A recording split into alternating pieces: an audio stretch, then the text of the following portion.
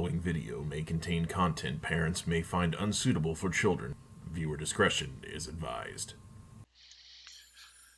Hey everybody, it's Hunger again, and we're playing some more Pucelle Ragnarok. Oh, goodness. So yeah. We're gonna... Yeah, thanks. I appreciate that. So we're in Chapter 2. Drifting. Supposed to be in some cave right now, huh?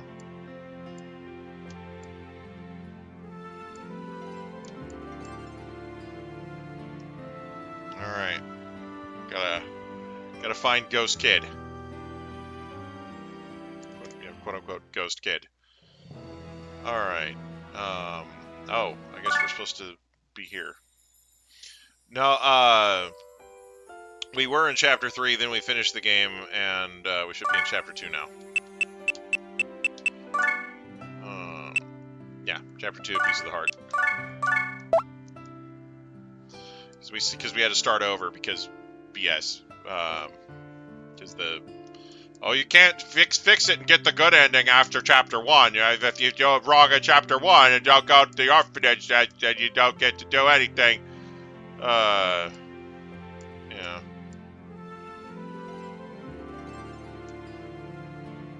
Stop. Could you please stop drifting?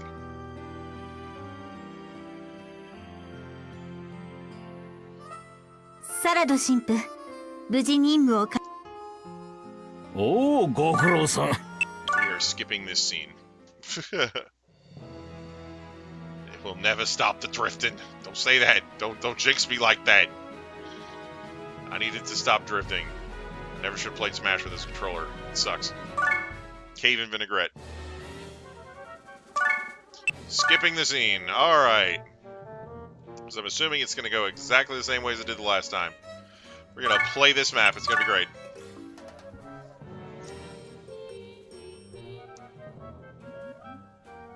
Final Fantasy 16. Okay. Well, I am glad that other people are enjoying that game, because I certainly wouldn't. Every time I play a new Final Fantasy game, I just remember how much better the old ones were. That's all it is.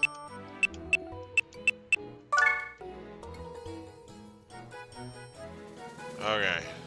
Cabo. Like these.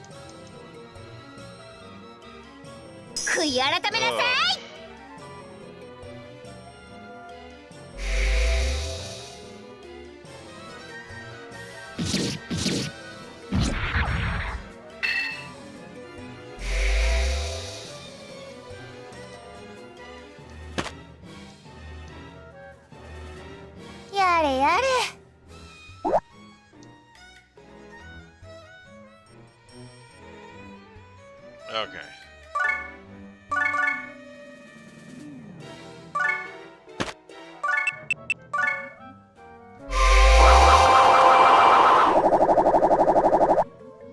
Yeah. Yeah, like, to me, these action-style games that they've been putting out are not real Final Fantasy games. They're just not. I get that there are people that like them, and I don't begrudge those people that, but to me, that's not what a Final Fantasy game is.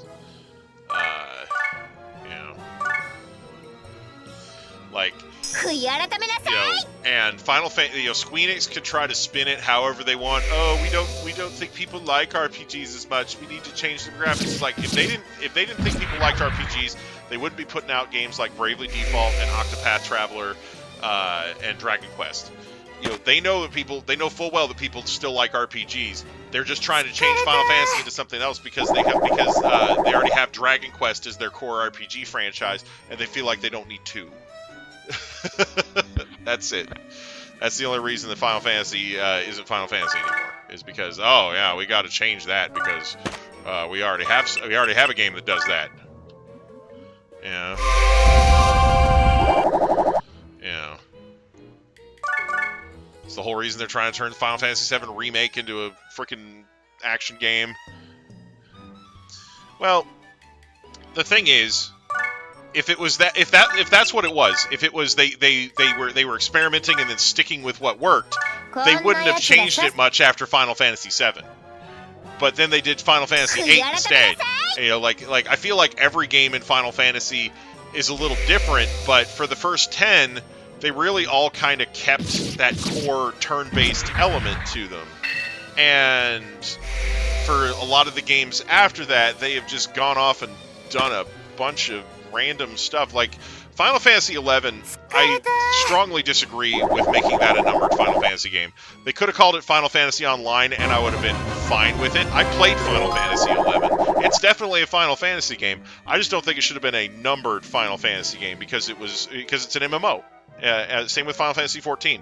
I think Final Fantasy XI should have been called Final Fantasy Online. Final Fantasy XIV should have been called Final Fantasy Online 2. They could have just left it at that. But instead they're like, no, these are numbered Final Fantasy games. And it's like, that's not okay. I don't think that's okay. You know, like, that's kind of the opposite of okay. You know? Like, I think when something is that different, that drastically different from the core of the franchise, then it should be a side game rather than a main numbered Final Fantasy game. That's the way I feel about it. You know? But I'm somebody who grew up playing Final Fantasy games from the first one. Like, that's the thing, you know, I get that my position is going to be different from somebody whose maybe first Final Fantasy game was like 7 or 8 or 9, you know, like, or even later than that, you know, Final Fantasy 10, 11, 12, 13, you know, like, I get that there's going to be people who started way after I did, and that's fine. You know, like I said, I never want to just be like, oh, I don't like this game, so nobody else is entitled to like it either. Like, because that's the dumbest shit. I've seen way too many people like that. Oh, I don't like it, so you can't like it either. You know, it's like, I get why people like that type of stuff. Like, I get why people don't like that type of stuff too. Like when people say, oh, I hate that, and I'm like, oh, I really liked that, but you know, you're entitled to your opinion. You know. Even no matter how dumb your opinion it might be on the subject, you know, oh, I don't like it because it doesn't have enough of this. It's like that. I think that has a lot of that, but you know, you're entitled to that opinion. You know, like it's just, you know, I don't know. I just.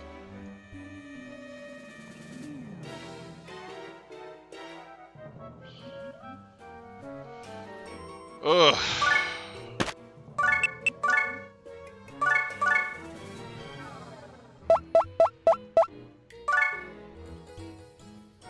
Yeah.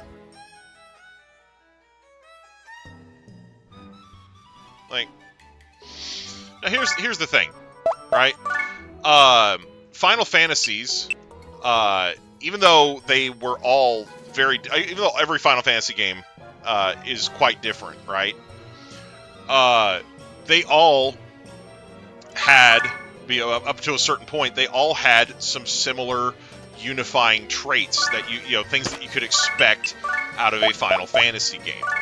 After Final Fantasy X and maybe 11, those traits started to become harder and harder to find in Final Fantasy games. You know, so you know, it's something where, you know, before Final Fantasy like 12 or so, when they had a game that was wildly different like that, like Final Fantasy Crystal Chronicles, they just called it something different. You know, Final Fantasy Crystal Chronicles is still a Final Fantasy game. It still has certain Final Fantasy elements like Moogles and stuff like that, but it's an action game. You know, it's an action RPG, so it has its own it has its own sub-series. Like, it's Final Fantasy Crystal Chronicles, not Final Fantasy 13. You know what I'm saying?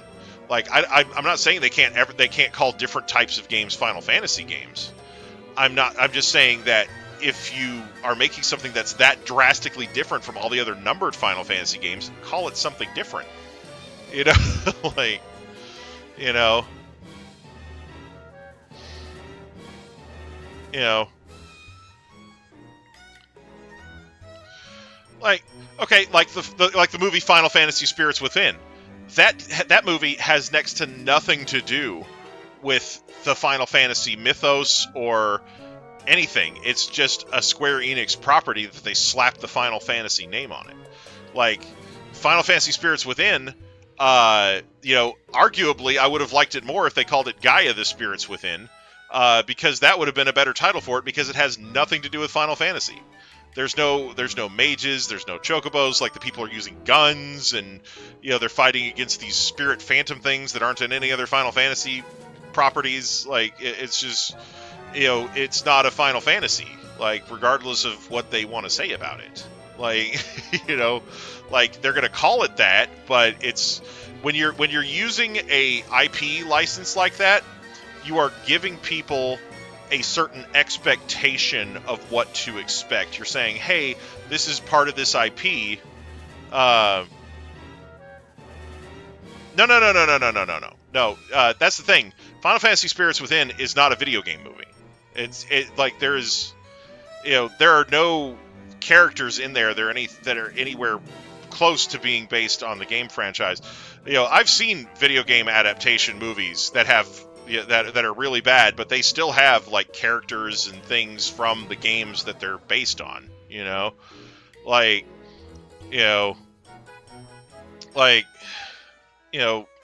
It's like, for example, when they did the Godzilla movie in 2000, right? That lizard that they use in that movie is not Godzilla. It's just not. It's not even close. Like, they tried to make it super realistic, but it's basically a giant radioactive iguana, right? And, people were right to shun that movie at the box office. Like, people in droves basically said, yeah, that's not my Godzilla. This whole thing with Hollywood thinking that they are better than everybody and that they can change anything however they want is nothing new. They've been doing it to franchise-based movies forever. But that doesn't mean that people are obligated to like them. Most people hate them. Like most people hate franchise movies that are nothing like the franchise they're based on. Because the people that really like that franchise hate it because it's so different. And the people that don't like that franchise don't like it, don't go because it has that franchise name on it, and they don't like that franchise. Like, yeah, the BFG, because, oh, we don't want an R rating. No, can't have that. Yeah, no, the Doom movie, man.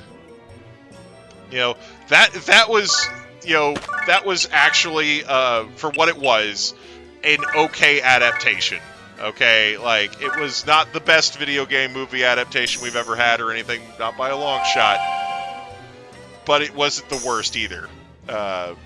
They actually, like that scene at the very end, where it's in first person perspective and he's just going through gunning people down. That was great. I get why it had to be done the way that there's certain things that you kind of have to change for a live action movie adaptation, but like in game design though, you're not making changes that have to be made in order to make it work. You're just changing stuff to suit whatever you want to change. So it's something where I personally like the original 10 or so Final Fantasy games. I think that those games, yeah. Right, yeah. But yeah, I think that those games, were like the core of the franchise. Like, if you look at the original game, right? The original Final Fantasy game, you have 4 characters, and you could pick from 6 character classes to make a character, and that was something that people really liked because you could basically pick out the game was different every time you played, because you could play a different team of 4 guys every time. It wasn't like, it wasn't super story based like a lot of other RPGs, but it had a lot of replayability, which was important to a lot of game fans at the time. It's one of the reasons people loved Mega Man so much, is because you could take a different path through the game every time. So you had that going in Final Fantasy, in the original Final Fantasy, right? Final Fantasy II, right? It looks visually very similar to the original Final Fantasy. But that game was much more story-based. In Final Fantasy II, you have characters running around who are basically, as you play through the game, you have characters joining your party and leaving it, and so like there's like 3 main characters that are pretty much always with you, and then the 4th spot is like a revolving door. Like you keep party members keep appearing and leaving, so it so your party feels more dynamic, even though not really. And then in addition to that, all these characters that are in that revolving door spot, like they keep entering and leaving your party, they all have a wide variety of different jobs, so you get to play with all these different jobs and job classes, but it's kind of a loose thing. Like with Final Fantasy II, Final Fantasy II didn't have levels in it. Like there was no experience and level system in Final Fantasy II, as there are with other Final Fantasies. And Final Fantasy II was the first one, I believe, to have like Moogles and Chocobos in it, if I'm not mistaken. But anyway, so Final Fantasy II, like I said, while it was in a lot of ways a big departure from Final Fantasy I, was still turn-based, and still in ways had the jobs, like the different character classes and whatnot, but like I said, it was a different feel of the game. It had a story based, like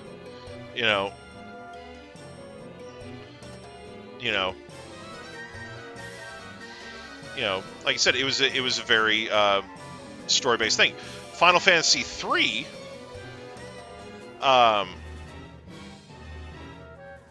Final Fantasy III was closer to Final Fantasy I in that, with Final Fantasy III, you have 4 generic characters, and you're allowed to kind of freely change their jobs throughout the game, and you get new jobs as you progress through the game.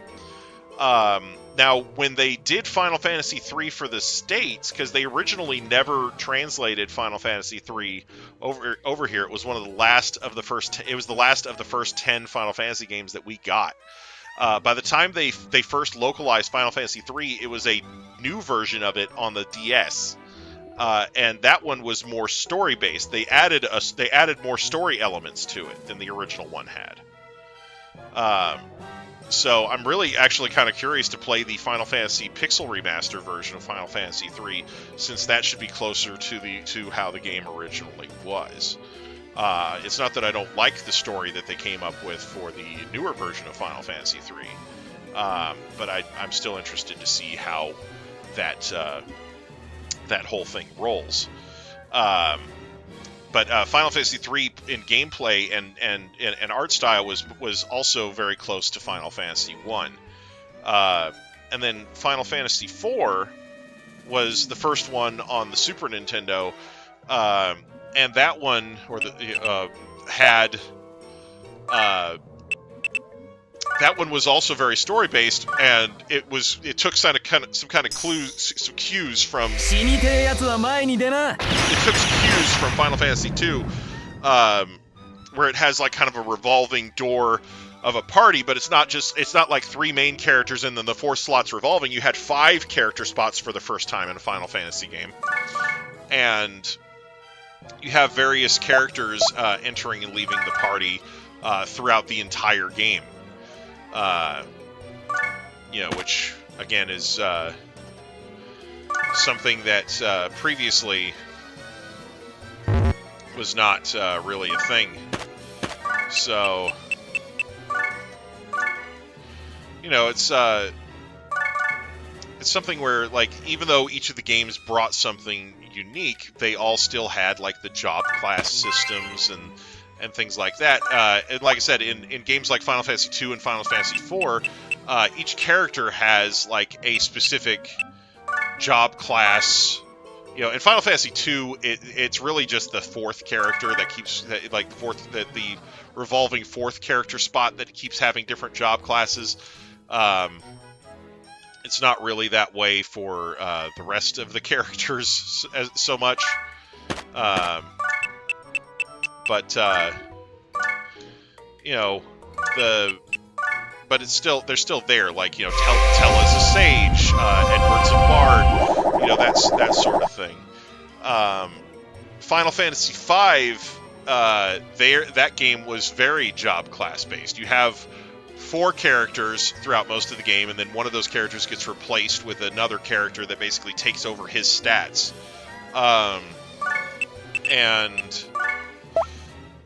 These characters all it's similar to Final Fantasy III, where you can change jobs and get more jobs as the story progresses.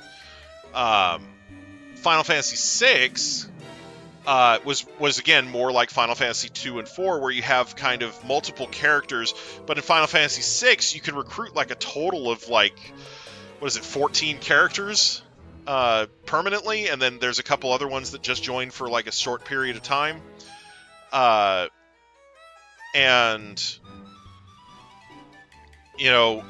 It's something where in Final Fantasy VI you get the different characters. It's very story based, but you still get the ability to customize your party with whichever characters you want, and each character is a different job class with unique skills and abilities. So it was kind of the best of both worlds, and that's why a lot of people think that Final Fantasy VI is the best Final Fantasy game. It comes up as the number 1 game in a lot of people's rankings. Final Fantasy VII, that game, it really, in terms of setting, is a lot different from the Final Fantasy games that came before it. Final Fantasy VI flirted with having like futuristic types of technologies. They had the Magitech armor and that type of stuff going on. But Final Fantasy VII really just kind of went, yeah, we're going to have this one area in the game be like super futuristic, and have all this stuff in it. And, I thought 7 was nice. The materia system in Final Fantasy 7 was really good. The story for Final Fantasy 7, I think, is probably one of the weaker parts of it, and not because it's necessarily a bad story, but because for a lot of people it was very hard to understand, and it was very easy to get lost in that story. It was not a very cut and dry narrative like a lot of other Final Fantasy games had before it, especially some of the earlier ones,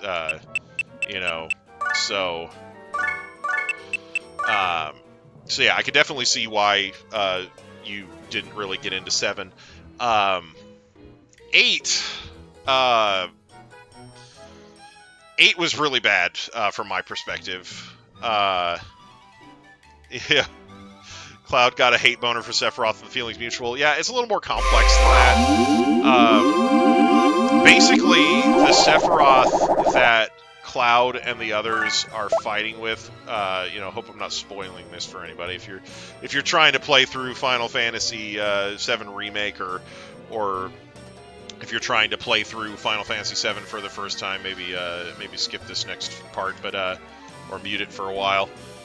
But basically, the Sephiroth that Cloud and friends are fighting is not the original Sephiroth. He's a clone of the original Sephiroth, and he's not a clone in that, like, they took a bunch of Sephiroth's DNA and they stuck it in a test tube and they just made another Sephiroth. Basically, they took Sephiroth's DNA and injected it into members of Soldier, like Cloud, and basically his cells, which were born from Genova's cells. Like Sephiroth calls Genova his mother because while Sephiroth was in the womb, the original Sephiroth was in the womb, he was injected with Genova's cells. So he is not entirely human. In the lore, Genova is what they call a calamity from the skies. She's basically an alien from another planet. And Aerith's people, the Cetra, stood up against Genova to stop her from destroying the world, and that's how they got wiped out.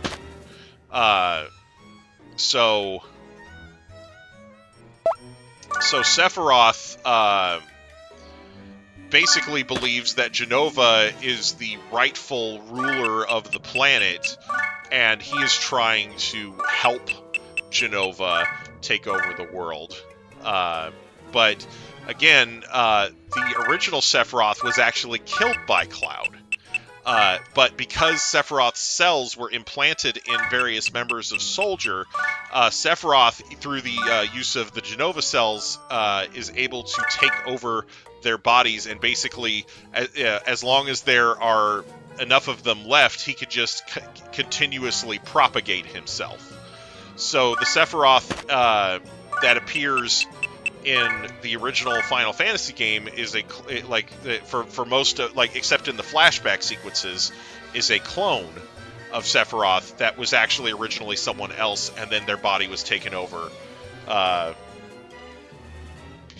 That's FNAF lore, probably. But anyway, and then the same also goes for the Advent Children Sephiroth. The Sephiroth that they fight in Advent Children is a combination of 3 other Soldier members who basically all came together, united by Sephiroth's will, and became a new Sephiroth. So that's like that's what happened in the Advent Children movie. But basically, because at the end of the original Final Fantasy VII, at the end of the original Final Fantasy VII game, they made it look like Sephiroth had actually killed off most of the clones, because they all gathered in one spot, and when you get there, it shows Sephiroth killing them all, So at the end of the game, it's supposed to be kind of a final thing, Sephiroth killed off all the clones, and but yeah, Sephiroth. Cloud has Sephiroth's cells too, or actually, he may just have he may not have Sephiroth cells because he was a member of He became a member of Soldier before Sephiroth died. He was the one who killed Sephiroth, the original one. But anyway, got ejected in Final Fantasy. Yeah, I'm not sure. It's kind of unclear if Cloud has Sephiroth's cells or not. But basically, I think he does because of that one point where he was mentally really out of it, just like all the other clones were. So there's a point in the story where Cloud is in a wheelchair and can't really think. He's like a vegetable. And it's because he was exposed to the live stream, but it was also partially, I think, because he, anyway. But anyway, so I don't know. Anyway, there's still some parts of the lore that aren't entirely clear, but yeah, that's basically what FF lore, Final Fantasy VII lore is. It's got a really complex plot line, but it because of that, it lost a lot of people. And I totally get that, not begrudging those people at all. Final Fantasy VIII, though, I feel like gameplay-wise, it was a real letdown. I know that a lot of people really like the story for 8. I, unfortunately, was unable to ever complete it because I could never find the damn white CD ship. Like, every time I got to that part of the game, I could just never find the damn thing.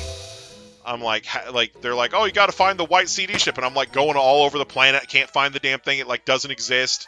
I don't know what the fuck's going on. Anyway, so, but the gameplay wise, I thought 8 was pretty garbage.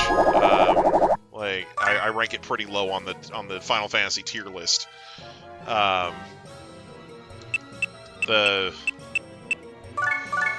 Final Fantasy 9. What to me was the top. Like that Final Fantasy 9, it did a lot of the stuff that the original Final Fantasy did, but you know it also had a similar system to Final Fantasy 6 and 7 with the skill learning and everything, and it had the you had the party of 4 thing. But you had 8 total characters, and you could swap them out freely. So it was so it had like elements for Final Fantasy 6 in it. So you know, to me, like Final Fantasy 9 was kind of an opus for like it was a send off for the original style Final Fantasy games. So let's see. So this is floor 1, right? I guess if we're calling them floors, and this would be B2. So this would be number 3, I think. Anyway. But, and then we're going to skip the cutscene. So... Anyway, yeah, because, at the beginning, I remember in Final Fantasy VII, Tifa finds Cloud, and he's all fucked up just like the rest of the clones, but Cloud recognizes her and is able to come out of it. So yeah, anyway. There's an event point we need to interact with it. I'm not seeing one, so I think we're fine here. Maybe the next one. Maybe the next one has the event point we're looking for. Anyway. But yeah, Final Fantasy IX, to me, is the best one. Like, it just had all the stuff that I'm looking for in a Final Fantasy game in all the right quantities. It had a really wonderful story. You know, anyway. Gameplay was right there where it needed to be. You know, that to me is... It incorporated the best elements of all the previous Final Fantasy games, you know, and I just thought that Final Fantasy IX was a masterpiece. Final Fantasy X. Gosh, Final Fantasy X I think is where things first started to go off the rails a little bit. Because the game itself was on rails, it's very, very linear. There's like next to no potential for exploration. You know,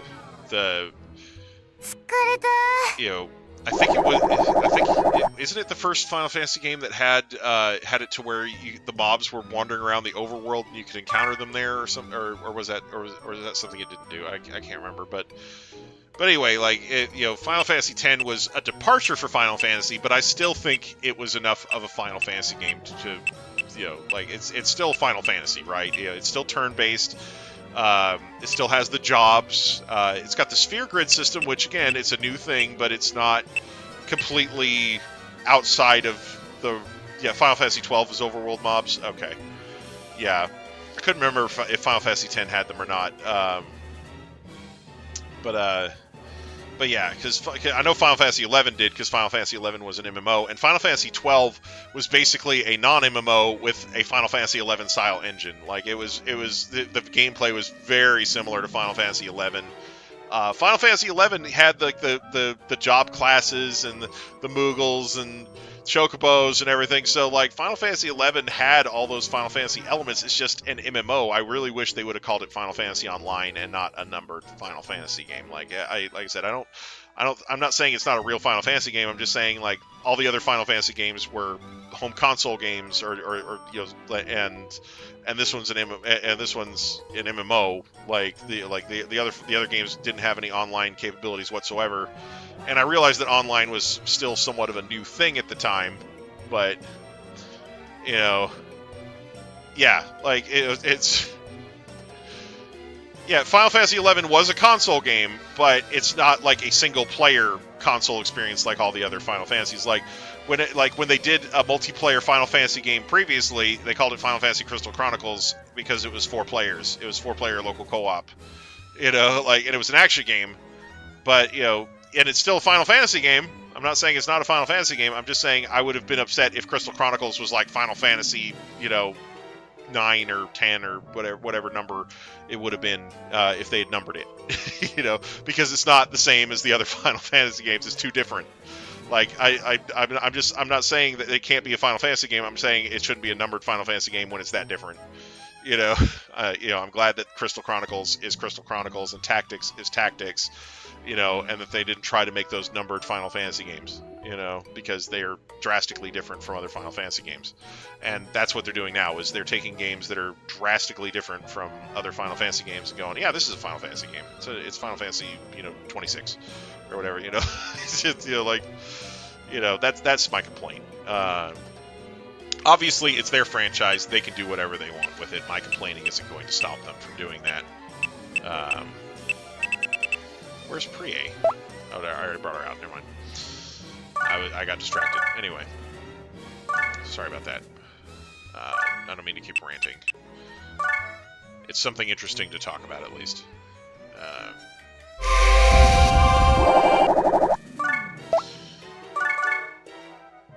But yeah. I am upset at Final Fantasy VII Remake because they didn't just remake the game. They did a complete, total overhaul of the game. I just wanted a spit shine. Yeah,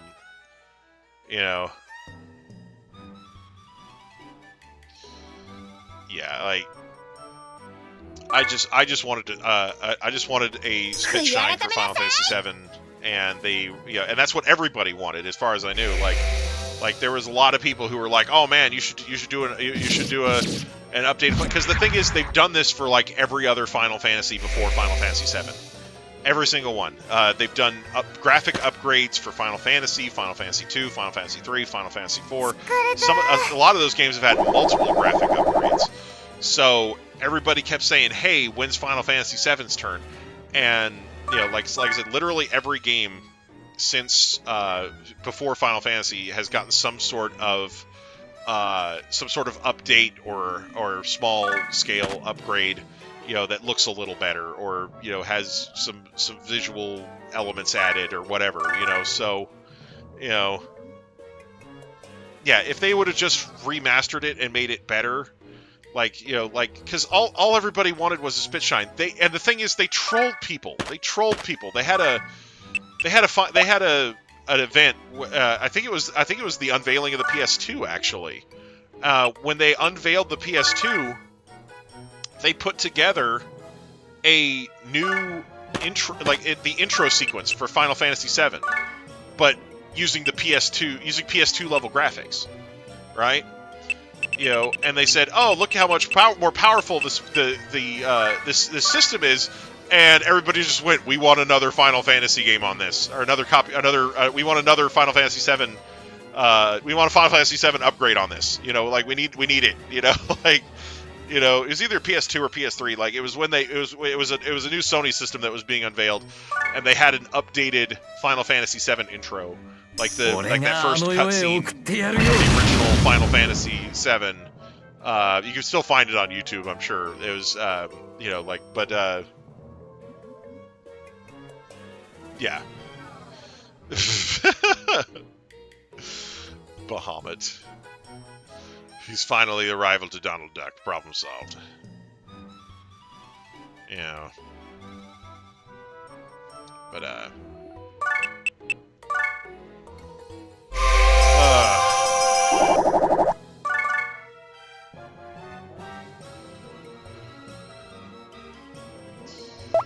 goodness.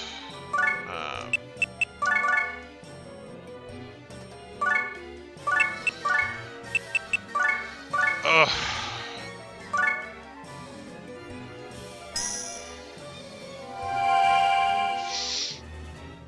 But yeah, no, here's the thing. I loved the Final Fantasy franchise deeply for a long time, and so it hurt me to see them change it so much. Which is the problem that these Hollywood types are finding when they try to mess with all these franchises that they're doing movie adaptations of nowadays. They do these live-action remakes or live-action adaptations of all these franchises, and they try to race and gender swap and sexual orientation swap these characters, and the fans throw a fit about it, and they're like, oh, you're just racist, sexist, misogynistic, homophobic, whatever. It's like, no, they just don't want you to mess with their characters. They don't care, like they would feel just the same way if somebody was trying to cast a white guy as Shaft, or, it's not about, be like if they did a live action South Park movie and they had Big Gay Al, but he was Big Straight Al. Like, people would get upset at that too.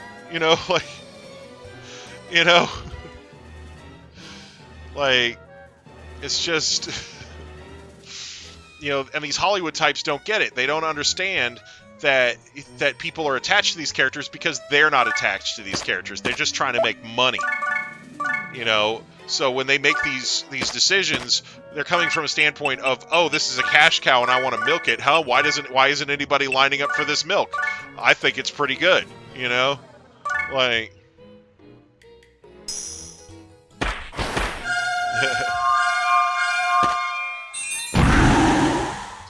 yeah, like,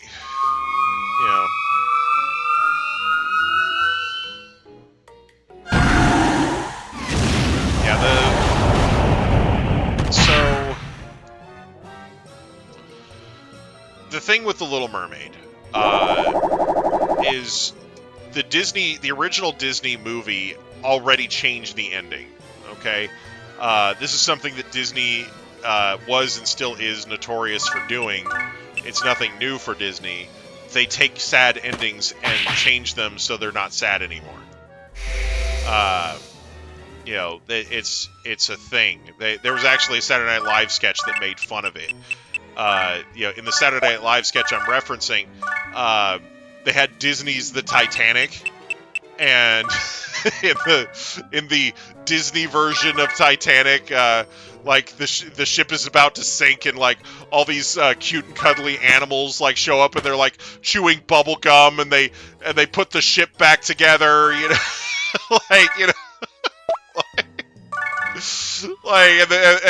then they push the ship to the surface and it doesn't sink, and it's just the dumbest shit. But like that's the way Disney adaptations are. They take really sad stories that have not great endings, and then they do the Disney treatment on them, and suddenly they're happy endings.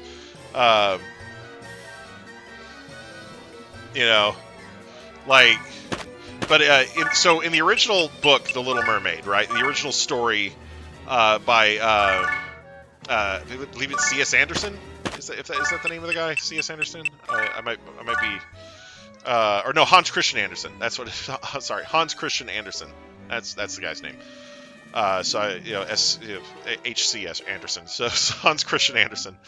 I was confusing with C.S. Lewis from the Chronicles of Narnia. Anyway, so Hans Christian Andersen wrote The Little Mermaid, and the original story actually has heavy Christian tones to it. It is a very, very Christian-esque movie. So, in the original book, The Little Mermaid, the titular character, the Little Mermaid herself,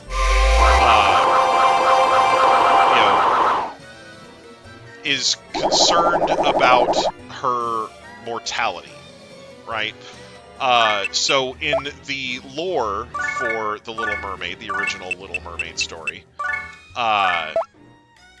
the mermaids are very long-lived creatures. They live for like 200 or 300 years. but they don't have souls, right? So once they die, they just die, and that's it. They don't get to go to heaven or hell. They don't have an afterlife. Okay? So the Little Mermaid decides that's not okay. She's scared of dying someday, even though she's really very young. She's still scared that, 200-300 years down the line, she's just going to die and stop existing, right? So she goes to the Sea Witch, Ursula. The Sea Witch, I don't think has a name in the original story.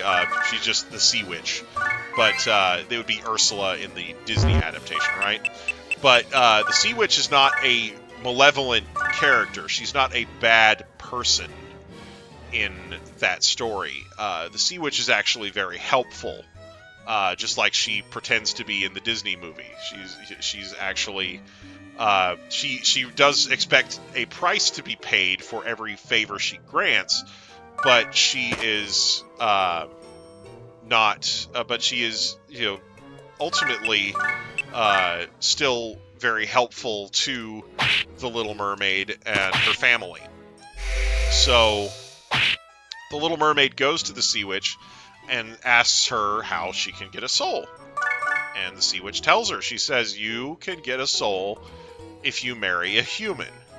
Because because when you marry someone, then they bequeath part of their soul to you.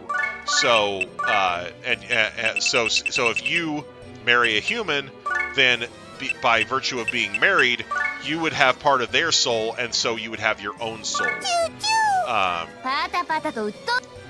So she decides to go and try getting married to a human. How is that happening? Croa should not be a target for this.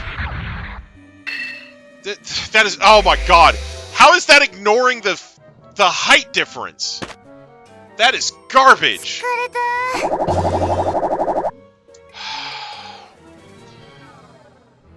He was way up here. God damn it! I didn't even notice that shit. Oh god, that's irritating.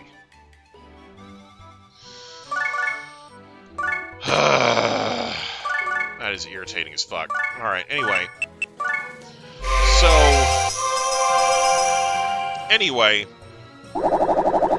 So the Little Mermaid ends up saving a guy, right? And he ends up happening to be a prince, right? That's, normal, like, just like the Disney adaptation, right? But when she saves the guy, and she's singing to him, and then she leaves. Well, when she leaves because she hears more people coming, but one of the people that was on their way was somebody. They lived at a nearby convent. They're like a nun, right? So anyway, she sings to him and then leaves, and then he thinks that the nun was the one who saved him, right? So he gets back to his castle, and he's like totally obsessed with this nun. He's like, oh, I gotta find her. She saved my life. And anyway, so then the Little Mermaid goes to the Sea Witch again, and she gets she makes the deal, offering her voice in exchange for becoming human, or at least temporarily human, so that she can woo her human boyfriend, basically. So anyway, stop freaking drifting, I swear. Anyway, so the way it works, yeah, I'll go to the cave, don't worry. So the way it works in the story, though, is she has a deadline. And it's not 3 days, like it's considerably longer than that. But basically, she she basically can keep trying to woo him as long as he wants, but if he falls in love and marries somebody else, then she'll die, right? Like and when she dies, she'll turn into sea foam on the ocean, right? So dark bath, huh? Anyway, so she risks it. She risks it for the biscuit, right? So anyway, she's doing really well at getting the prince to like her and everything, and it looks like everything's gonna be hunky-dory, and then, oh yeah, he's the prince, he's got an arranged marriage, meeting with a princess of another kingdom, right? So, he's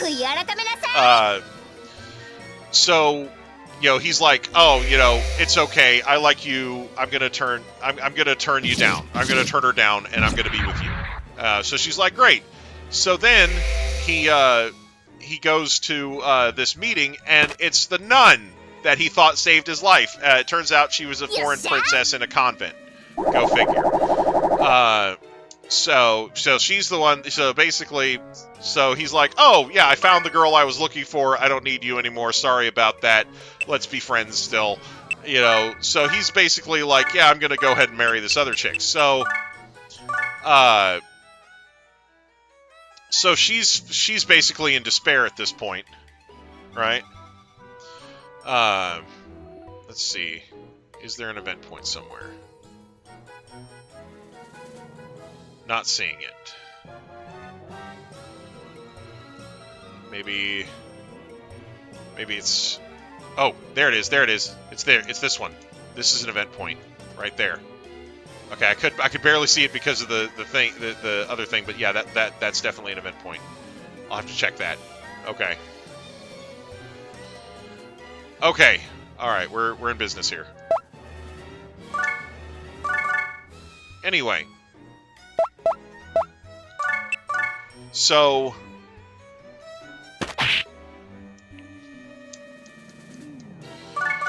anyway, the oh, I can't get all the way down there. Dang it. Alright, we'll just go this way. So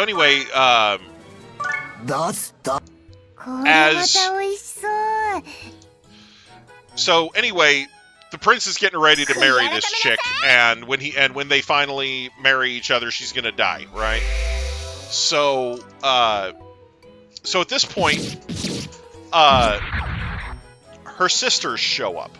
Like, the sisters from the earlier from that she had in the early part of the movie, the Disney movie. Her sisters show up, and they've made a deal with the Sea Witch. They have sacrificed their hair to the Sea Witch, and in exchange, they have received a sword. It's like a curved, like a twisty dagger sword looking thing. Anyway, and they give it to her, and they're like, "Hey, we got you a way out. If you kill the prince with this knife before sunrise tomorrow morning, then you get to live. But if you don't, then he's gonna get married and it's over, right?" They're like, if you don't, then he's gonna. If you don't, and the sun comes up, then you're gonna turn to sea foam and die, and it's over. But if you kill him, then you get to turn back into a mermaid and live, right? So that was the deal that the sisters made on her behalf. They her sisters cared about her, and they got her an extension basically. All right, we're searching. Here we go. New thing.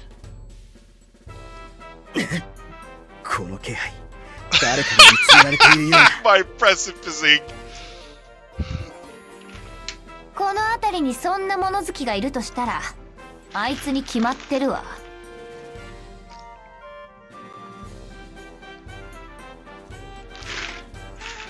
Oh boy. 本当だ。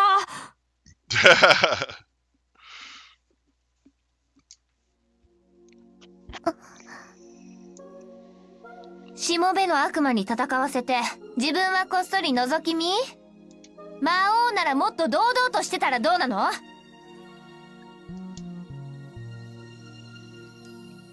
闇の心に惑わされないで。はあ？何言ってんの？私を惑わそうとしてんのはあんたじゃないの。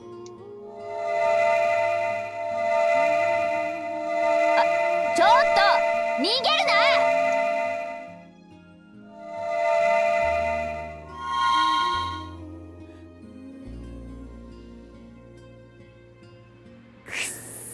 あんたも魔王を名乗るんなら正々堂々と勝負しなさいよ。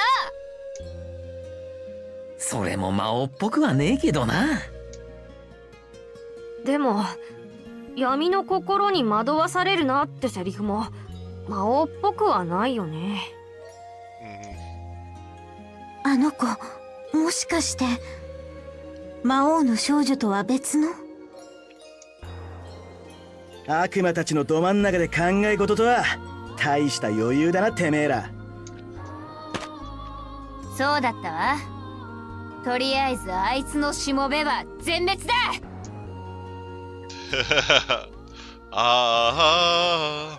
Okay, so anyway,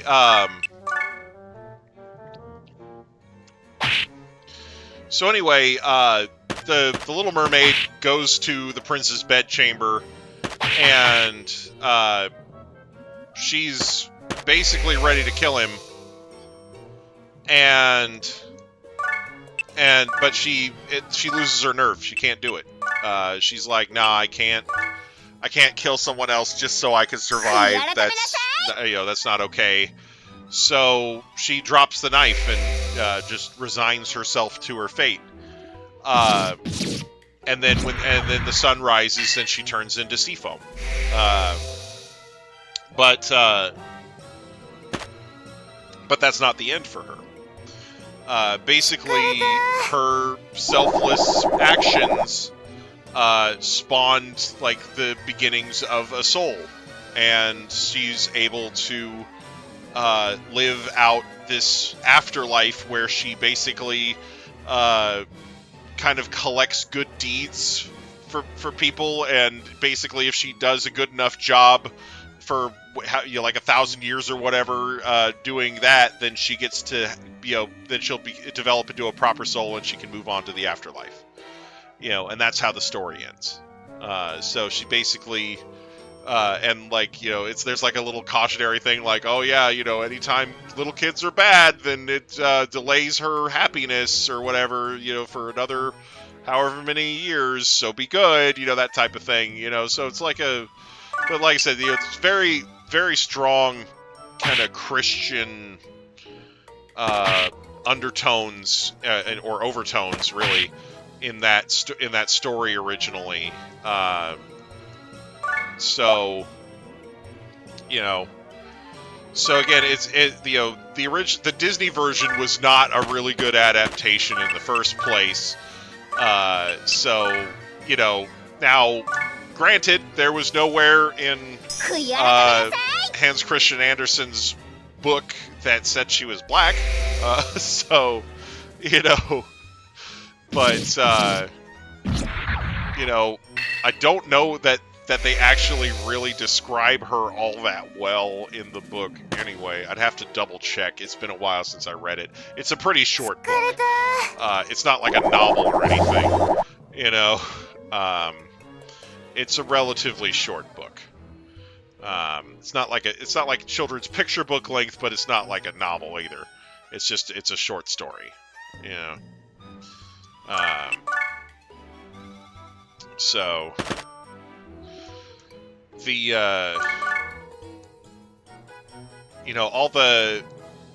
all the extra characters and whatnot were things that kind of came about because of the Disney adaptation.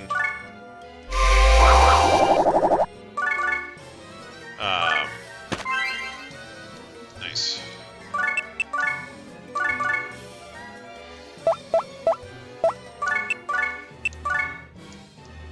there was a...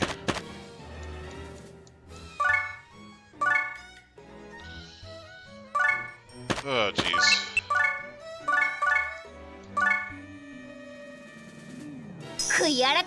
Like the... You know... I don't know, like... there's actually an anime version of The Little Mermaid, which is a way, way, way closer adaptation to the book. So, I actually prefer that over Disney's. Plus, The Little Mermaid's topless in that one, so... While she's in mermaid form, not you know, not really, you know, you don't really get to see her topless as a naked as a human, but at least not much. Anyways, but yeah, she doesn't have the seashell bra in the anime version. Anyway.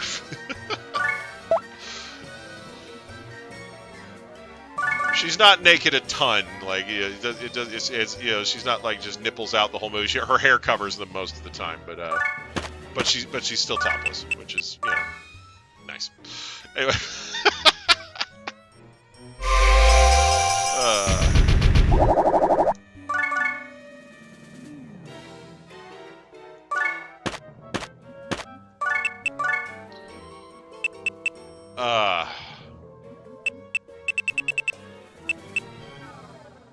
I should just use thunder here.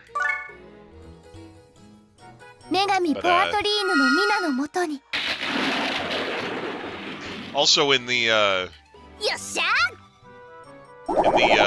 anime adaptation that I'm mentioning, she's blonde.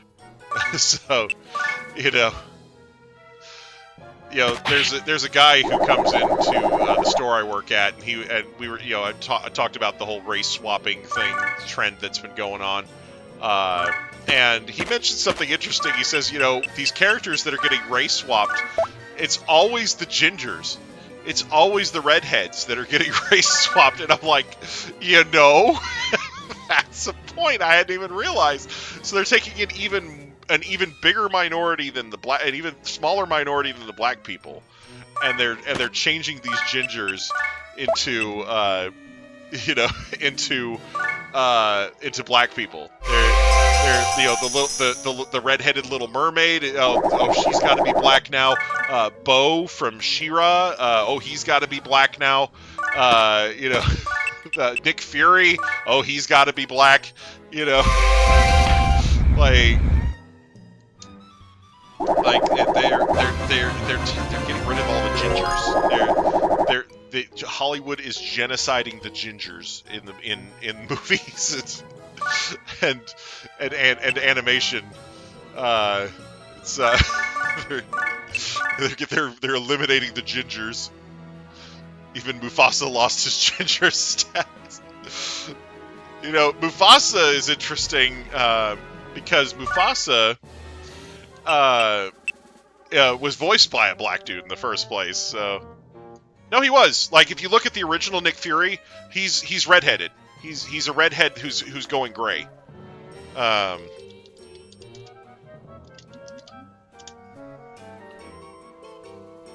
Like,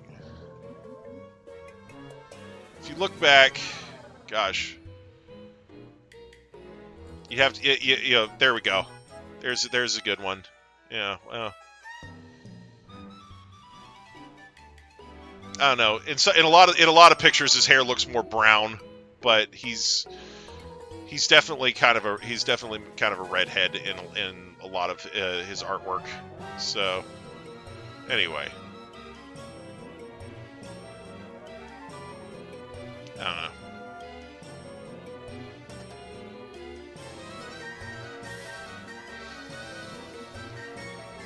Yeah. Let's see here.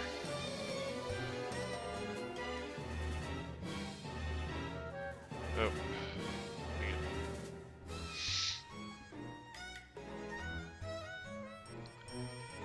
So yeah, you could argue that he's more that his hair is more brown.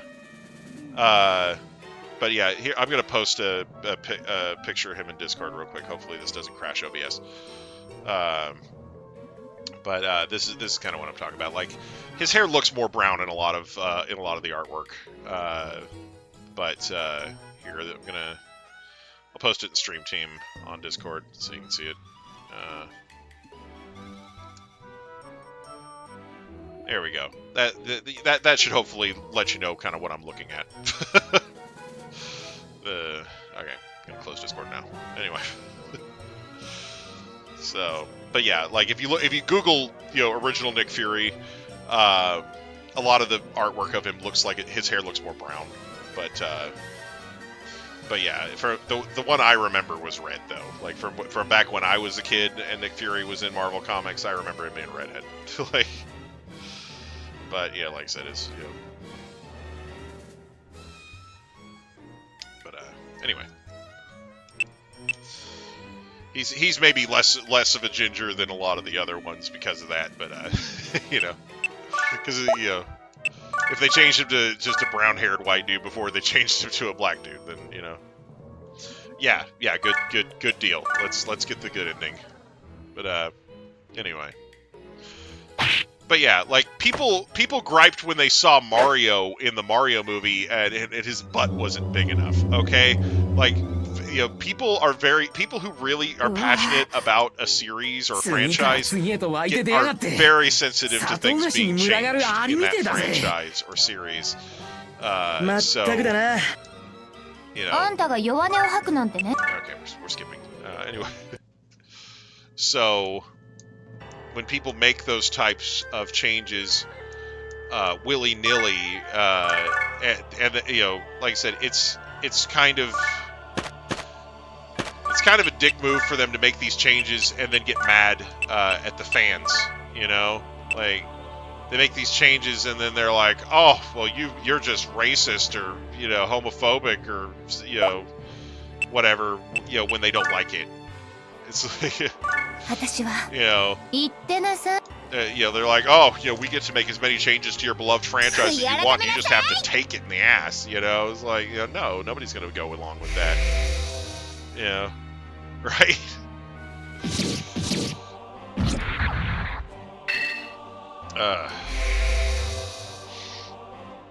But yeah.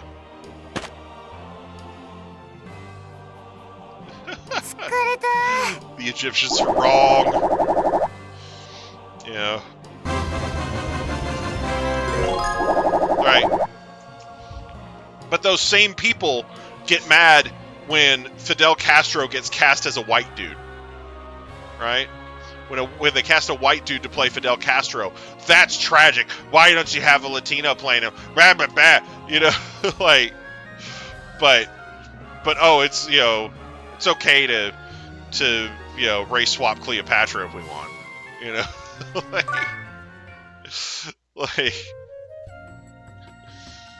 Yeah. All right, I'm gonna go and skip that scene. Good ending! Family jewels. We're saving. We save now. Chapter 3, Born of Despair. Oh.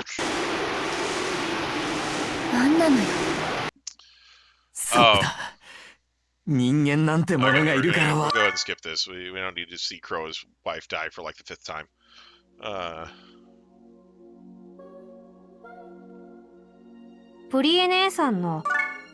Skipping! So much plot, and we're just not going to have any of it. Okay, so now we're inside of Prier's heart. Right? That is where this is. And we have Homar and Eclair with us.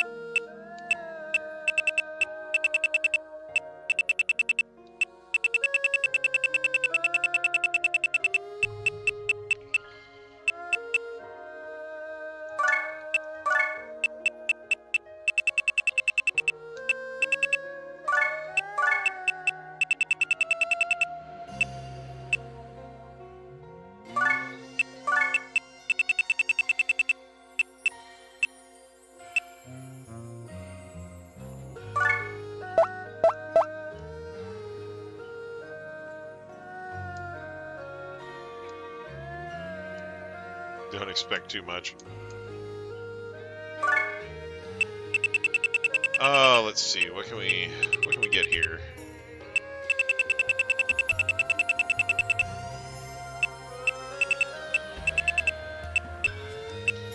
Vajra, Magic Ring, Divine Book, Iron Boots.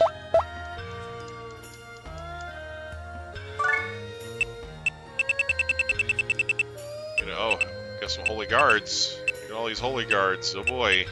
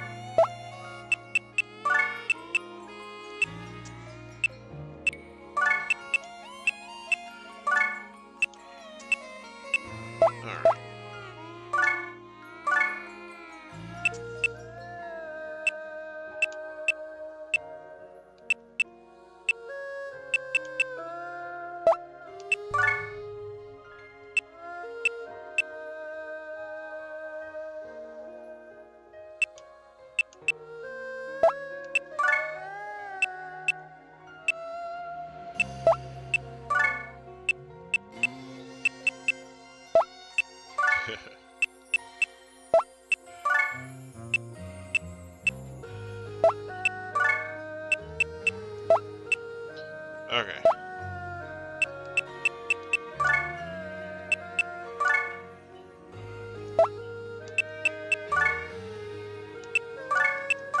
Okay.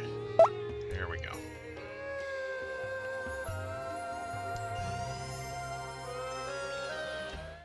Okay. Alright, let's save the game. And then we're gonna go in. とっとと帰るかと思ったら。 Alright. Okay. Defeat the boss. Oh, we have to beat both of them. Because of course we do.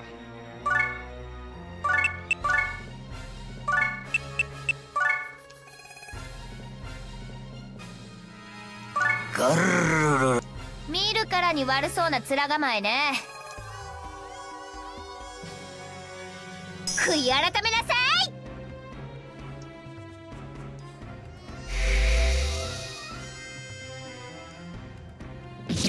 Okay, so I guess we're gonna count this as floor 1 then. Oh, they lived. Shit. I didn't mean for them to do that. They weren't supposed to. They weren't supposed to do that. I don't like it.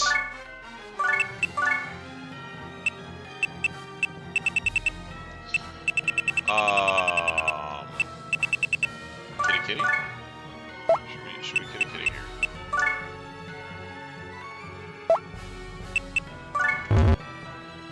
Grrrr.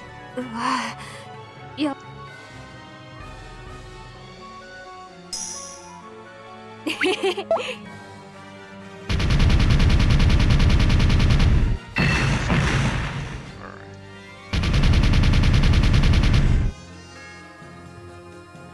怖かった。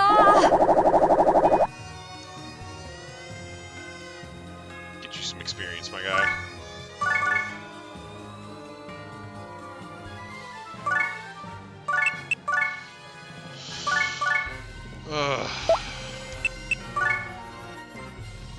There we go. Grrrr. 凶暴なる闇の獣よ、光の聖女の名のもとにあなたを払います。 Alright, get him. 裁きの雷を。 Man, that didn't kill it. What the hell? I guess he had more HP left than I thought. Okay.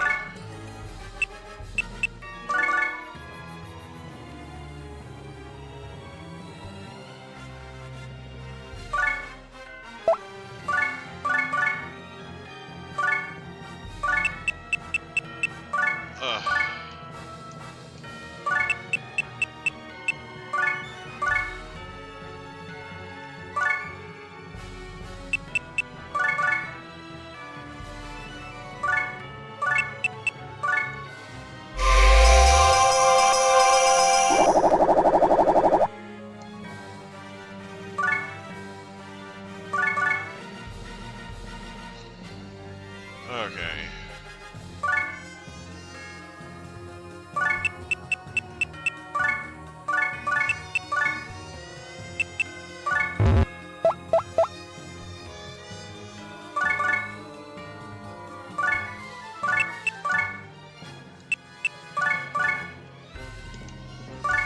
Alright, go ahead. Activate Kitty Kitty.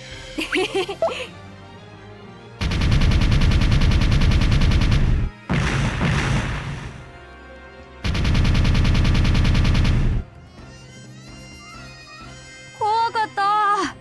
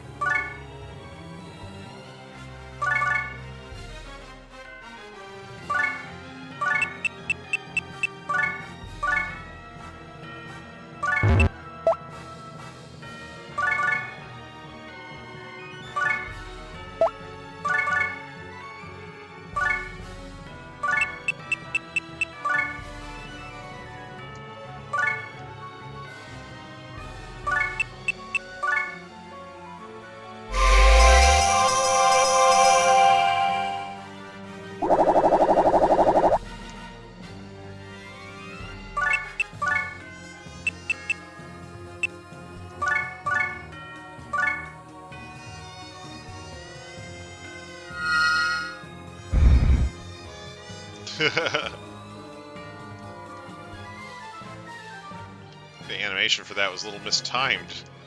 It's kind of random. Alright.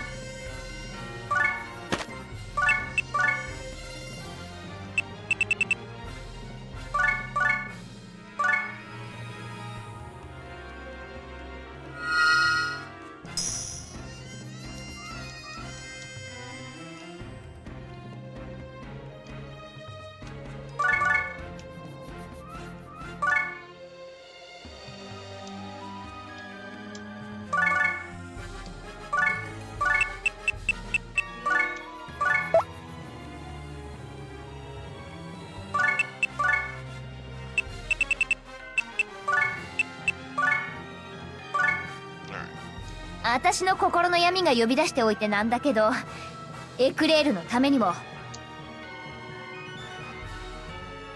悔い改めなさい。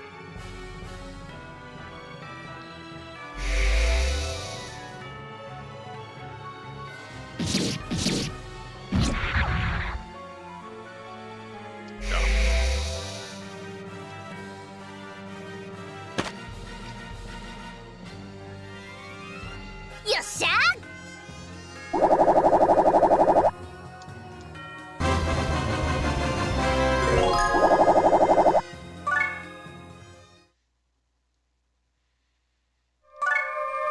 Skipping that scene.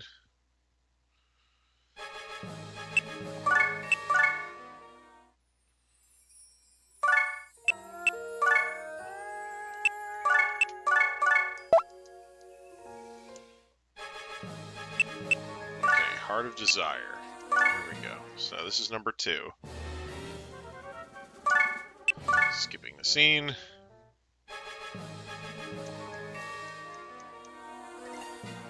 I like how these are all like defeat the boss stages. It's very easy to just walk in and just go, okay, die. 悔い改めなさい。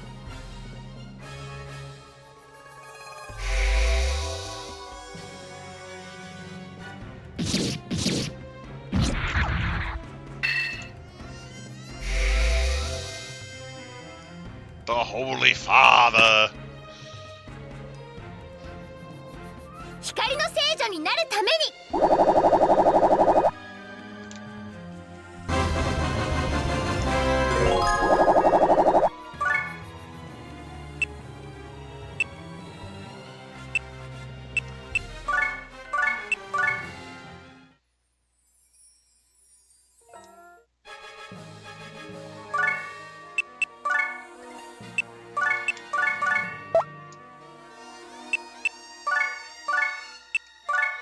Alright, here we go.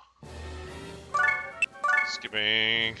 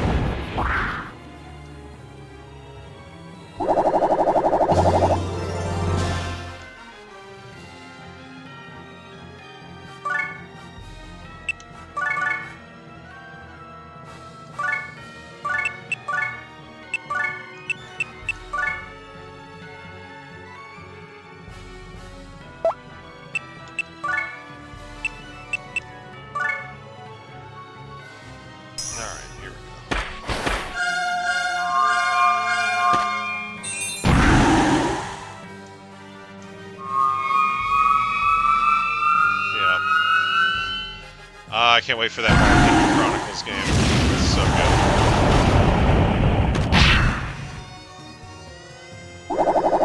good. It's gonna be great. New game, who dis?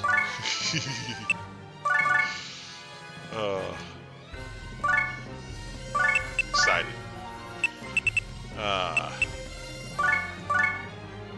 Fire!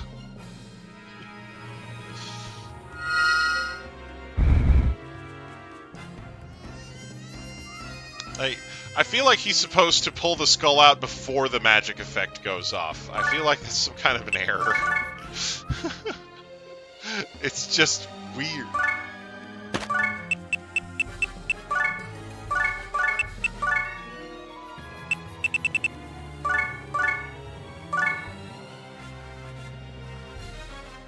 Right? Get in bed with a dude. Oh man.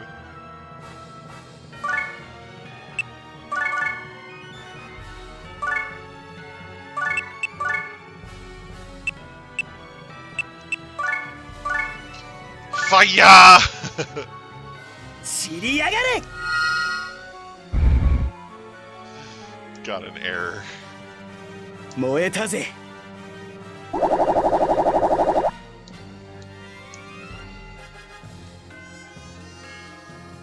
Alright. We got all the small fry out of the way. Get her, Prier, get her.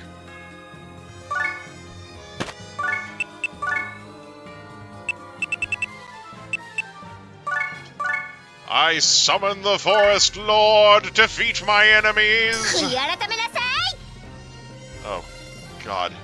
No, don't do the loose connection thing. Don't do that.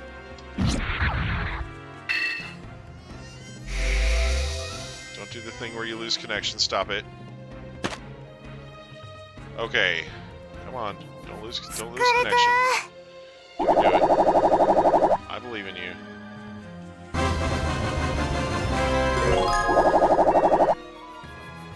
Come on. You can do it.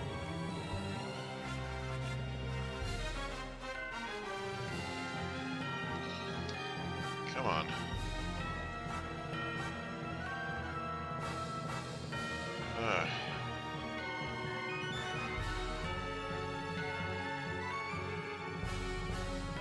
Sorry, my YouTube's buffering here.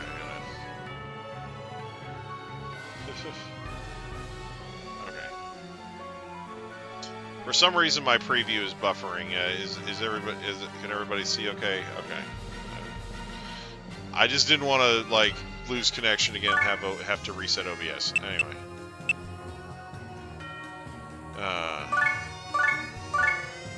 It was looking like normally, like when I see my YouTube preview screen buffering, it's because OBS is acting up. That's why I was like, wait a minute. Sorry about that. Okay, so this is 1, 2, 3. So 4 should be this one, right?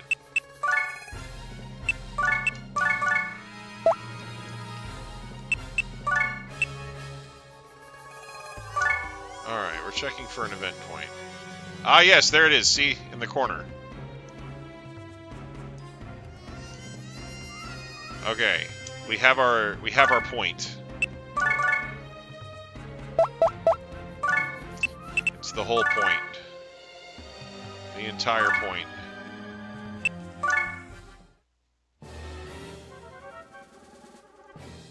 Oh, we have special instructions. こんなところに Oh, 女 hey! の子が There she is again. 離れてエクレール。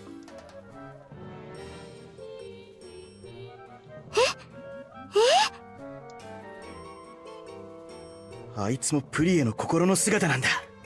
前はいきなり魔王に変わったりしたんだが。また何か企んでいる。忘れないで。何？魔王の力を求める心が消えないように。私もずっとあなたの中にいるわ。私のこと忘れないで。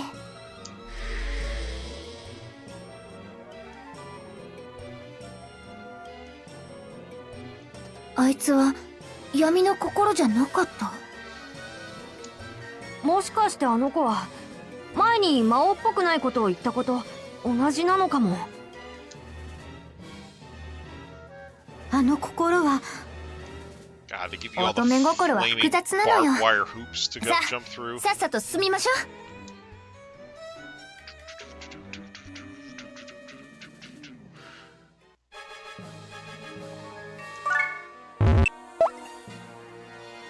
I want my Demon Lord Prier.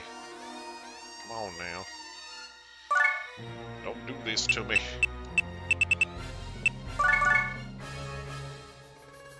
I want Demon Lord Prier, but without all the crappy story shit that goes with it.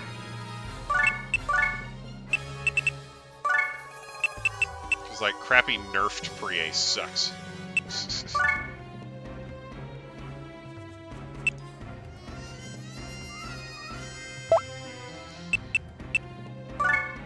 Alright, let's just wipe these out. There we go. We're gonna kill them all. We're gonna kill all of them. We gotta kill them all. Get them, Clem.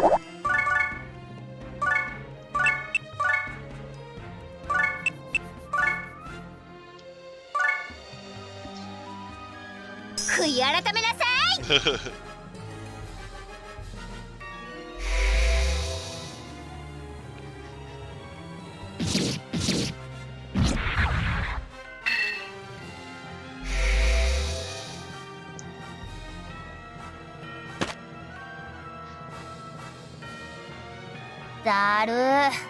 だる。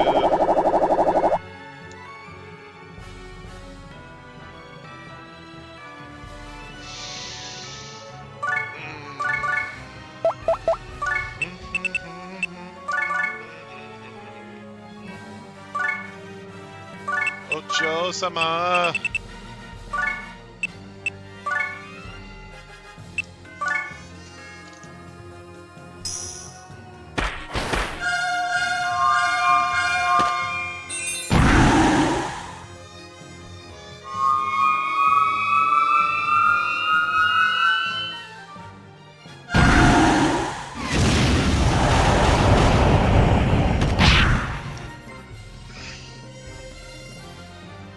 All right.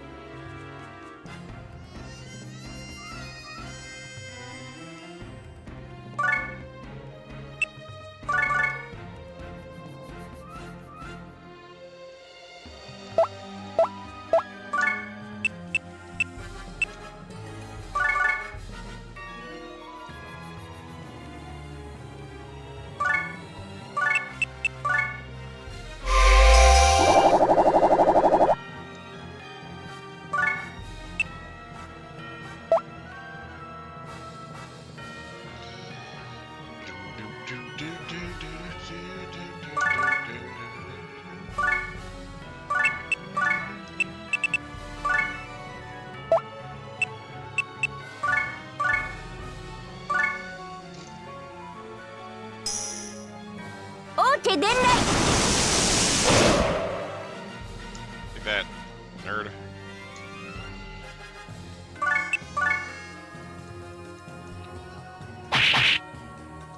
Smack.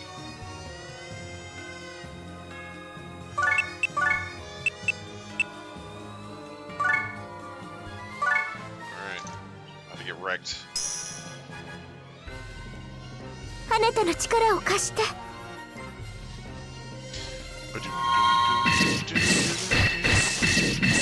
この一撃で届け。 Got him.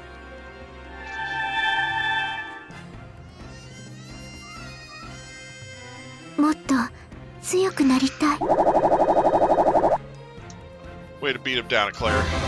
Do it.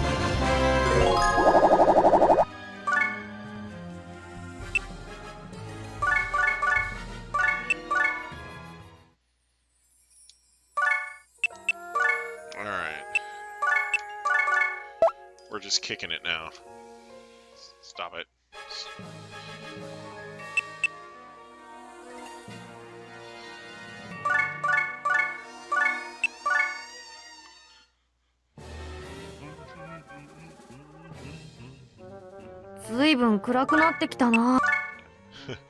Prier's heart is a dark and scary place.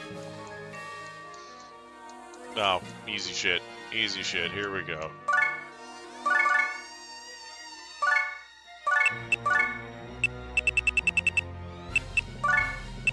I summon the Lord. 闇の力でクロワを救ってみせるんだから。闇の力でクロ。 Snap out of it, me. 悔い改めなさい。 Yeah. She's not so much scorned as they took her man away, which is almost worse. Like,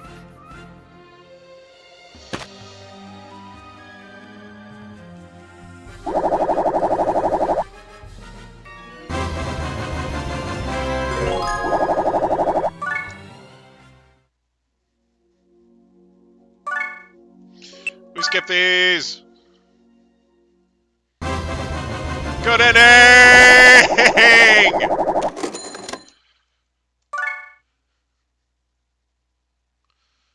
Save. We save now. We save here. Do not attack anything. Okay. Okay. Here we go. あれと悪魔だ。悪魔。悪魔？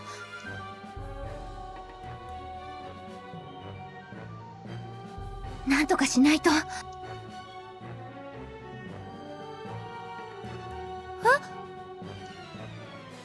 ハレット。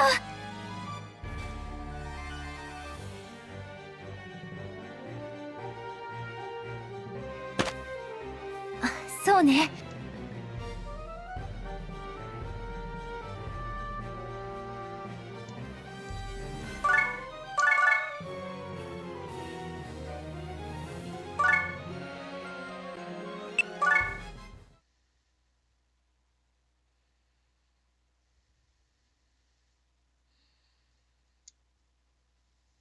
ないで。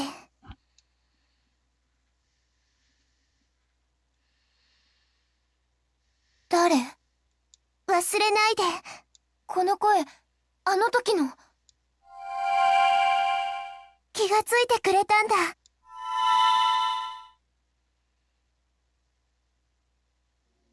ほんと、あんたを見失うなんて。 My どうかし name てたわ。 is you. 私の大事な光の心なのにね。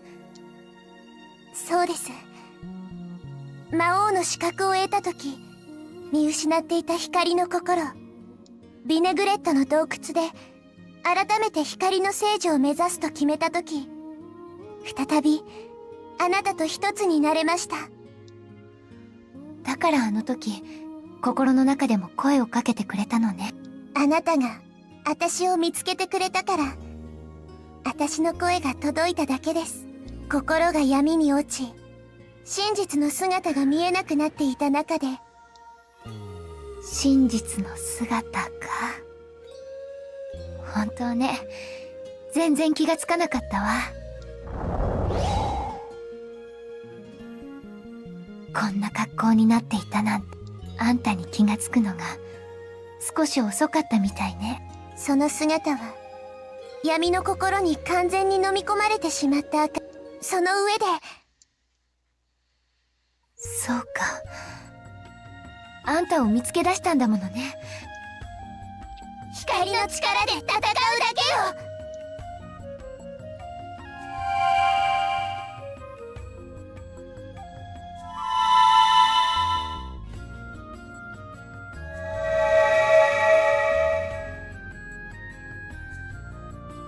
うわぁ、闇の心に支配されてたとはいえ、悪魔と仲間が逆に見えてたなんて、みんなには絶対言えないわ。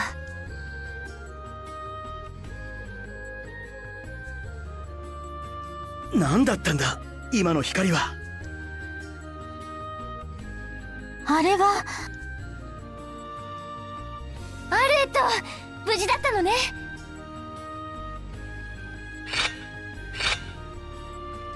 姉さん、正気に戻ったんだね。お姉様、よかったです。魔王の姿になっちゃうし、悪魔は呼び出しちゃうし、どうなることかと思いましたよ。いやはや助かったぜ。正直てめえと戦うなんざ、さすがの俺様もごめんだからな。Yeah, you all would have died. この状態から Seen it 光 happen. の心を取り戻すとはさすがね、プリエ。大丈夫アルエット、私ひどいこと。私のことなら大丈夫です。それよりも悪魔たちの退治を。 It's Big Titty Demon Lord time. 分かったわ。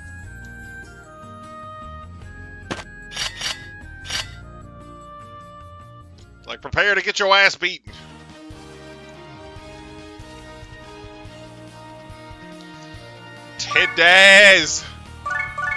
Today's. Oh, this is the easy clap. Easiest clap of my life. Hang on. Oh shit, they still got rid of Forest Lord. What the fuck? This is not okay. This was supposed to be easy clap time. This is not okay. I'm upset with this. あんたらが仲間に見えてたなんて、闇の力って恐ろしいわね。でもこうやって正気に戻ったわけだし、ここは光の聖女の名のもとに悔い改めなさい。 Boing, boing, boing, boing.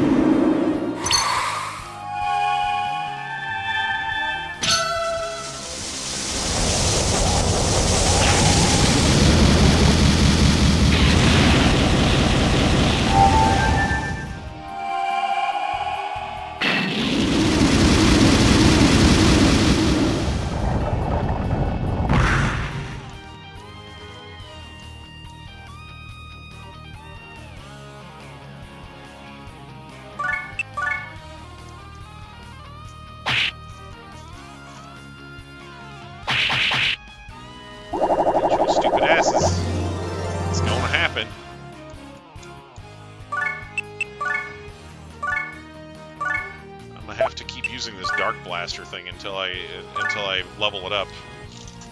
It's 8 levels on this because it sucks too bad right now. I can't do anything with it.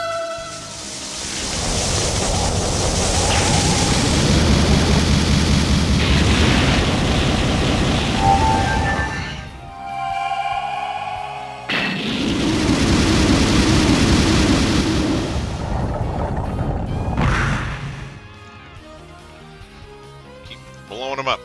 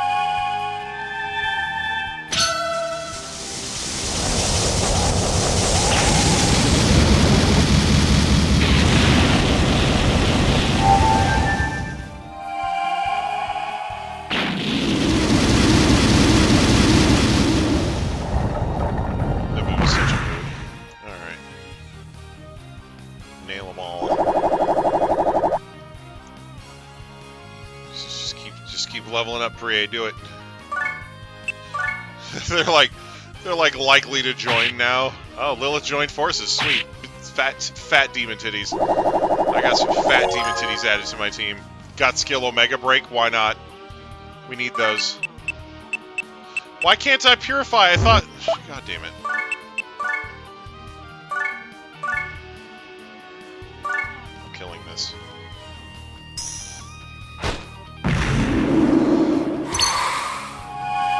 Wanted to serve no matter what, right? He's like, I don't care if you beat me down, I'm still gonna be your servant.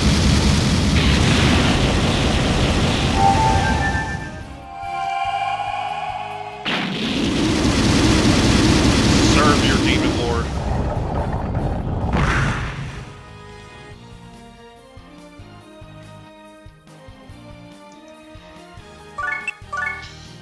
Alright. This fucker's gonna join too. Look at him. Ah, Dagon joined forces. Yep. Look at his bitch ass. Look at him join.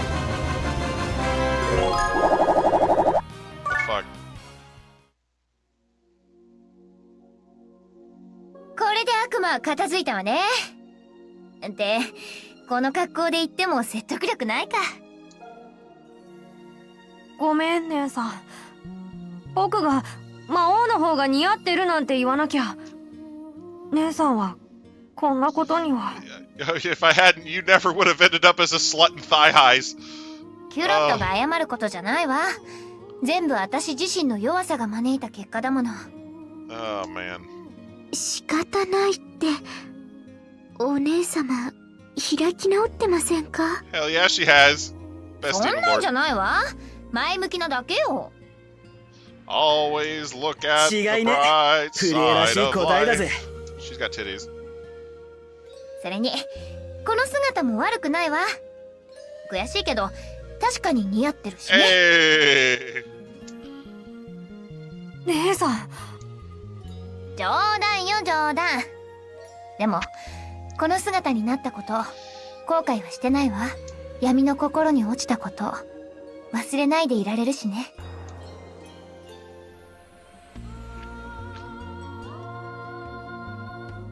本当にごめん、アルエット。気にしないで、シスタープリエ。あなたは私がお願いした通り、 I might have lost sight of it for a second, but I got it 見 back. 失わなか It's ったのだ okay. から。まだ私のことシスターって呼んでくれるの？もちろんよ。だってあなたはまだ。なんだこりゃ。Uh-oh. プリエ、おめえついに闇に落ちちまったのか。師匠としての責任だ。おめえは俺が倒す。この魔人殺しのサラダがな。待っててよ師匠。魔王の姿にはなっちゃったけど心までは闇に落ちてないから。これでもアルエットみたいな光の聖女を目標にして頑張っていくつもりだから。その格好で言われても説得力がねえな。他人に言われると腹が立つわね。だがなっちまったもんは仕方ねえか。それにその格好で悪魔払いってのも実に面白。My lord. This Alouette, like, いやなんというかプリエらしい。God. それって何気に悪口だよね。なんつうかこの師匠にしてこの弟子ありって感じだな。Mentor tree. プリエよ、その姿になってよく光の心を忘れなかったな。Train her to purify things again. 光の聖女の名のもとにこれからもお前さんに女神ポアトリーヌのご加護があらんことを。 And she bursts into flames. 光の聖女の名のもとに。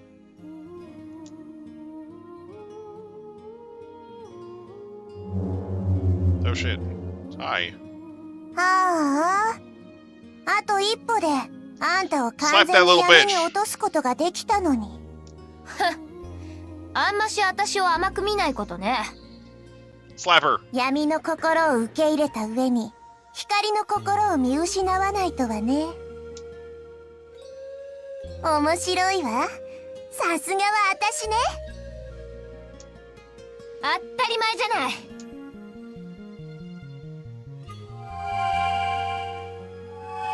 Oh shit. 暖かい光。あの姿、闇の聖女ってところだな。 Yami no Seijo. Oh snap. 大丈夫ですかアルエットさん。ええ。でも Yeah, you need some ちょっと疲れ rest. たかし Get ら。 out of here, bitch.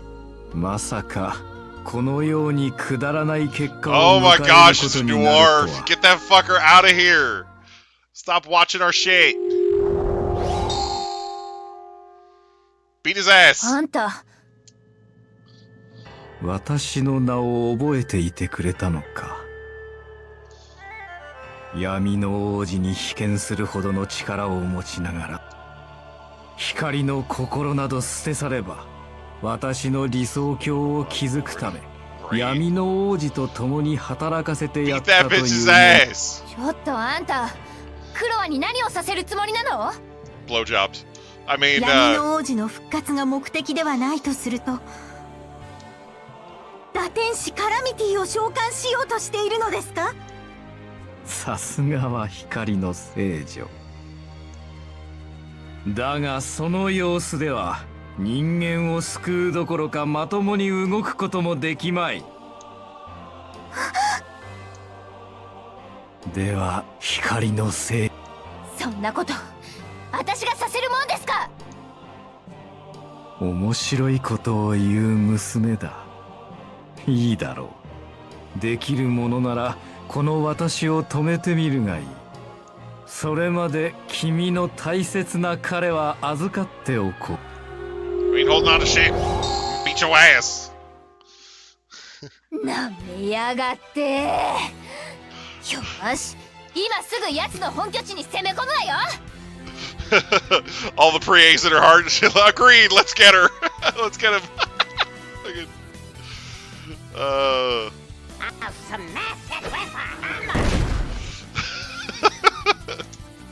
ってそれはどこなんだよ。私が知るわけないじゃない。How should I know? 姉さん。打天使カラミティの召喚には強大な闇の磁場が必要です。ですから今聖パプリカ王国の闇のエネルギーが集まっている場所、クロワがいるのね。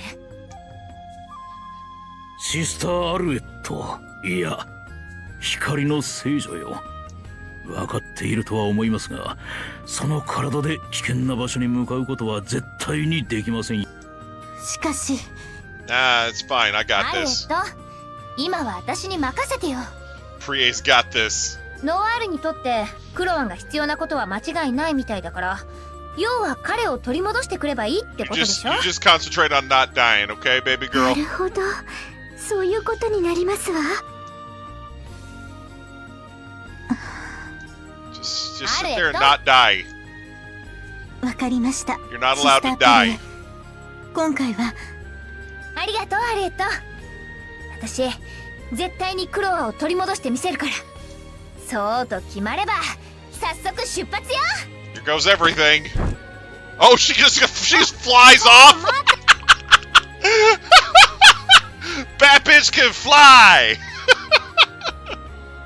光と闇の力を併せ持つあなたならクロワさんを、そして世界を救うことができると信じます。 Vegeta, I can fly. 頼みましたよ、プリン。 Right? That's what I'm あなた saying. に女神ポアトリーヌのご加護があらんことを。 She just sprouted them things and she's like, oh, guess what? I can fly, bitch. Vegeta. Vegeta.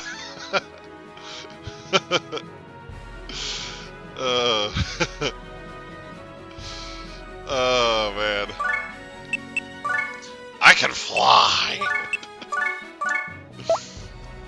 Oh, that was definitely a better strong dark energy. Oh, here we go. She doesn't even need the ship. She just 何事だ人間どもの攻撃か。 Hell yeah, they are.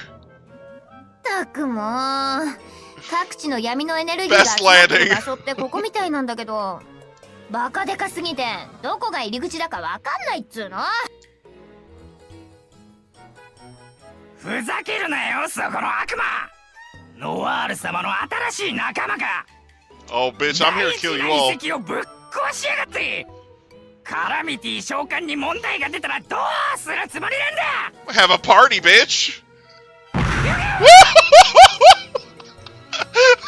なるほど。これはカラミティを召喚するために重要な役割を持っている遺跡なのね。ぶっ壊してきて大正解だった。It's brilliant, brilliant, brilliant.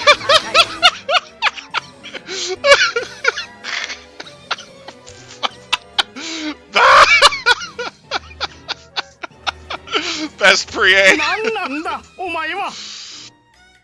Oh あんたた shit. ちの敵でしょうね。ノワールの計画をぶっ潰しに来たの。Oh shit. なんだとI'm in danger. 闇のエネルギーはこの奥に流れていってるわ。 Oh. この奥にクロワが。 Oh, these ここから先へは一歩も行かせんぞ。 You're about to get kicked into oblivion, bitch. Oh. 私の邪魔をするやつは全員悔い改めてもらうわよ。 Prepare to get your butts kicked. Oh my god.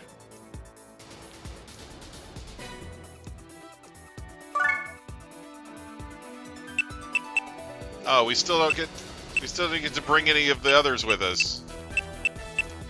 It's just Prier by herself. Everybody else is just like, what the fuck, man?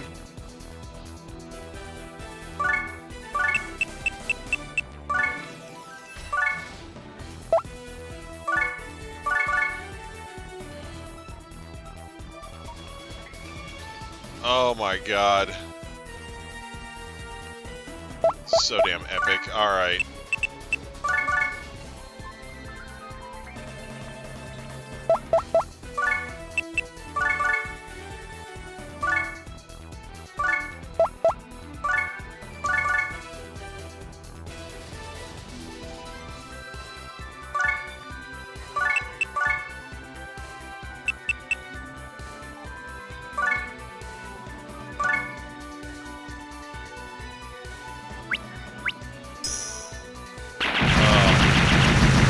No, this has been a beautiful, beautiful thing.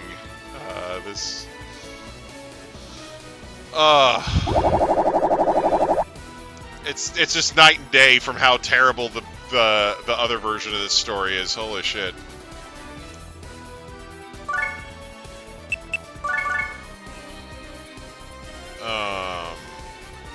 Yeah, I'm just gonna go with this real quick.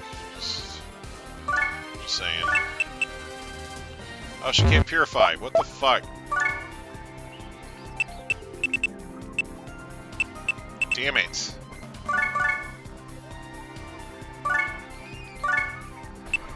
That is so damned annoying.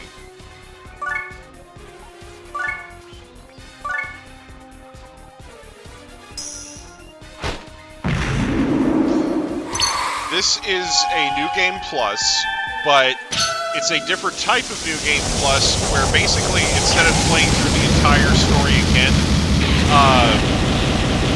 it's sort of like a side story that's meant to be going on at the exact same time as the regular story. So it's basically just skipping all the parts of the story that we've already played through, and it's playing through these parts of the side story, and then it's giving you a different ending.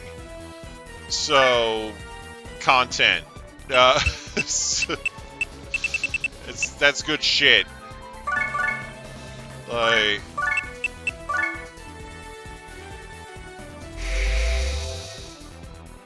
Huh! Neat!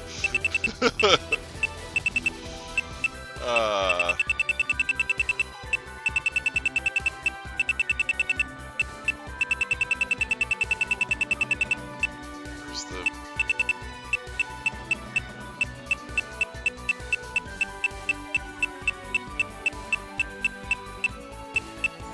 Oh, here we go.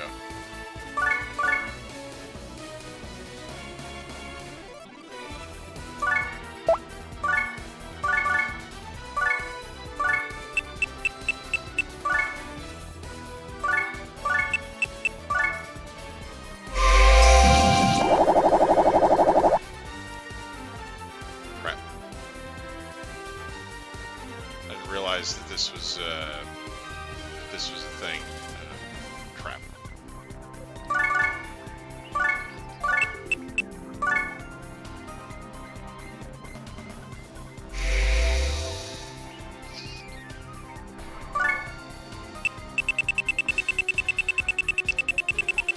Okay, so I gotta make sure that this doesn't die, so I'm just gonna...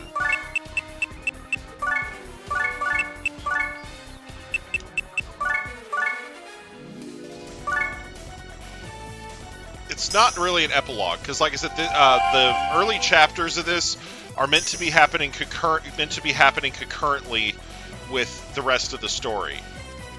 Like, yeah. So, like, because they're referenced, because each of these events that happens in this version of the New Game Plus is referencing events that happened during the regular story. It's just not making you play through them again. Yeah. So it's technically, you're technically having to do the story again, but then when you get to this point, it's a different ending sequence than what you had in the original story. So, because at this point, Prier has transformed and become like a pseudo demon lord entity. You know.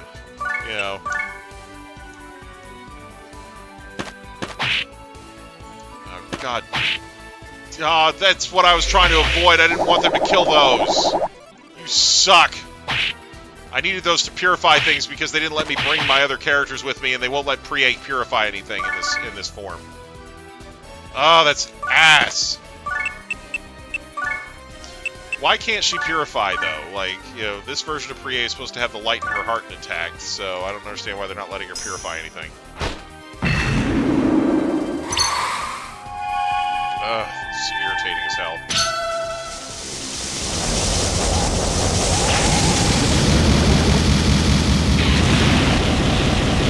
If only that one thing hadn't been in the wrong spot. Way better. Oh my God, it didn't die. I'm so upset. I am become upset. I'm gonna have Ellie kill that. That is my plan. Move Ellie over here and just have her freaking just destroy him. Destroy him!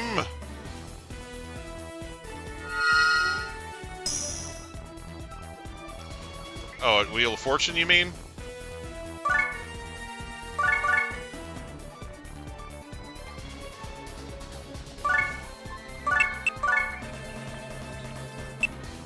Because they've been talking about... there was one point where they were talking about potentially canceling Wheel of Fortune.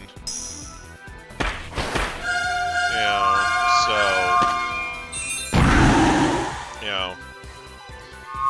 Like, there was that debacle where him and Vanna were, they got, like, drunk and they were bad-mouthing contestants or something. Anyway. It was like a whole thing, you know, and there was talk of canceling the show at that point. So, you know.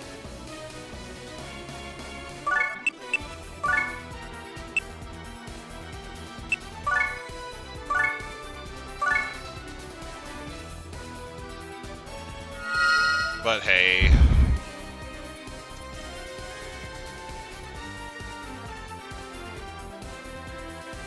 Yeah, like, because at this point Vanna's like an iconic part of the show, you know?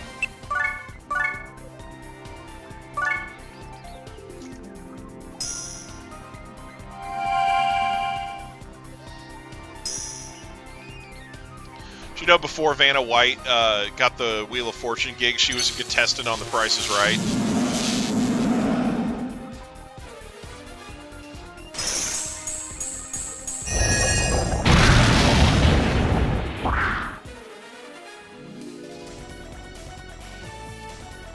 Can I go now? All right. Yeah. All right. Night, Qzilla. Appreciate it.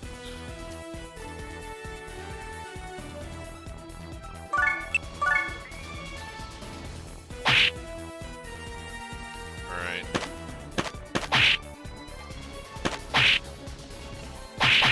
Oh my gosh, these frickin' rope idiots. You better not. Better not frickin' kill Prier doing that. Frickin' kill you.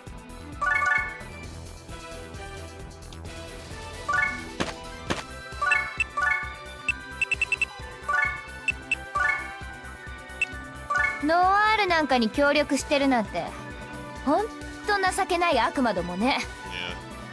Yeah. 光の聖女の名のもとに。Yeah.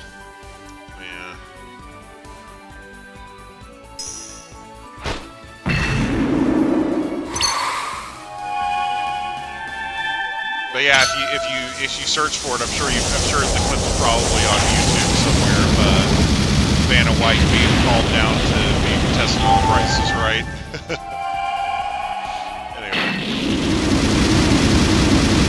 It's really her. It's the one from Wheel of Fortune. It's just funny. Anyway.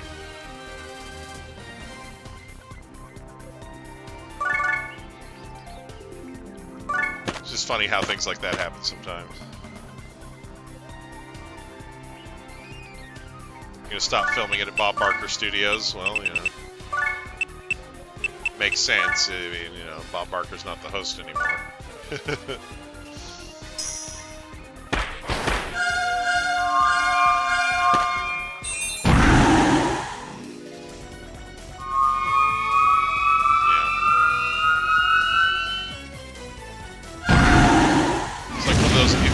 Interesting game show television tidbits.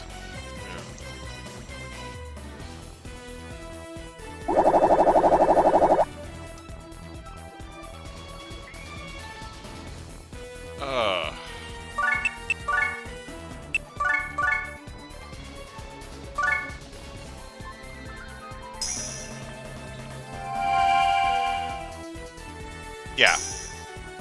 Well, Barker retired, you know, quote unquote retired. It was like a Charles Schultz situation. He retired and then died like a couple weeks later or something like that. Like, as far as I remember, he didn't really last too long after he retired. Yeah. from what I remember.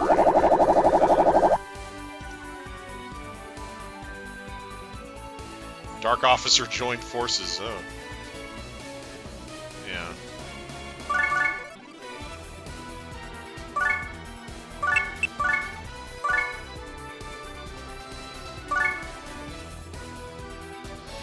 Yeah, but Shoal's still like retired like a week before he died. Like, you know, like he kept working, like he kept working like literally right up till the end. Like he's like, all right, I'm hanging it up, and you know, like didn't exactly get to enjoy his retirement is all I'm getting at. You know, like it was, you know.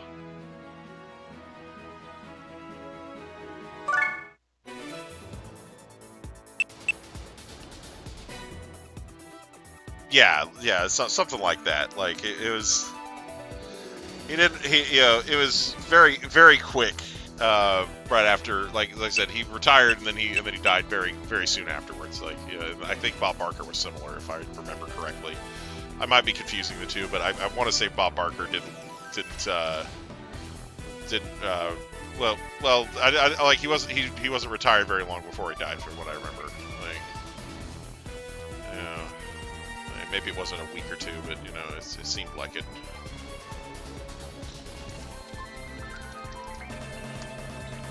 I'm gonna look it up. Oh,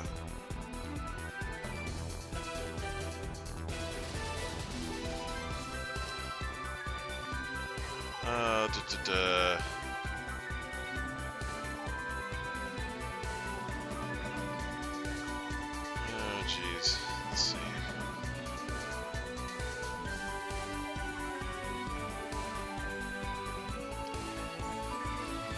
Let's see.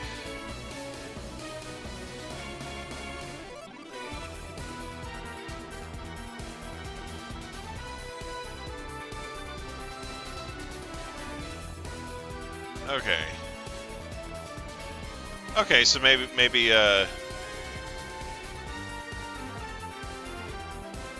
was okay, maybe he did last a little longer then, because it's saying that he was the host of The Price is Right up until 2007, and then it mentions that he was hospitalized in, let's see,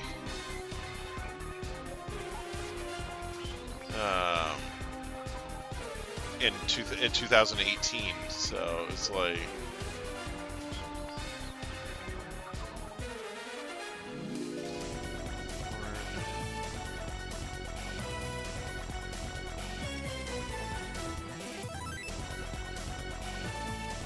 why doesn't it have the day he died on this Wikipedia page?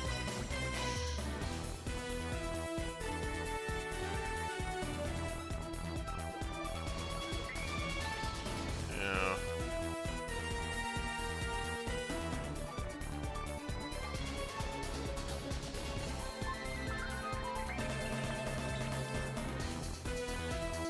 Surely he did die, right? Because it's saying he's 99 years old, and it's like, wait a minute. Like,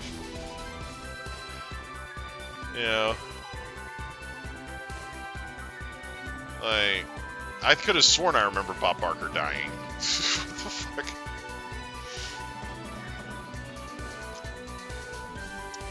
Like, Wikipedia is acting like he's still alive. Like, I'm just like, that's really weird.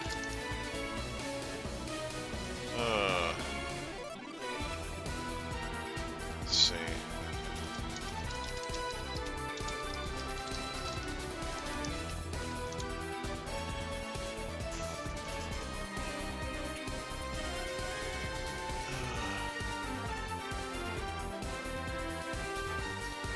This is... Wow. It says he's still alive and is 99 years old. What the hell?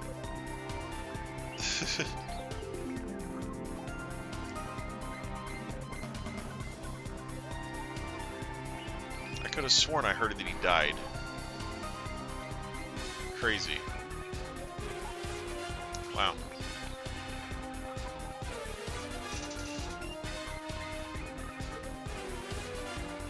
Yeah, yeah. Google says he's still alive, and I usually defer to them. But yeah, that's crazy. I thought he was dead.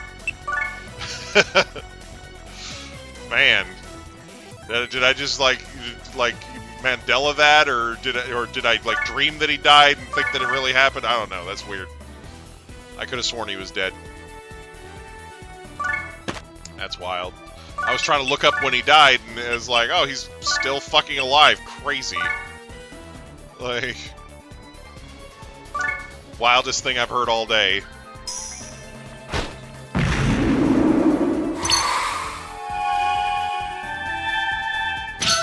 I know, right? No, it happens. Like, I'm always willing to admit that I'm wrong. It's just, you know, it doesn't happen often, and I'm always surprised when it does. You know.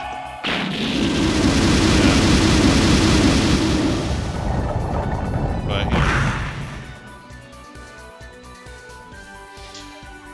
Yeah, I like using Google because it helps avoid unnecessary arguments. Like, you know, if you know, like, I don't mind having a spirited debate on matters of opinion, but when it comes to, like, you know, like arguing a fact, like, Google really helps avoid a lot of those.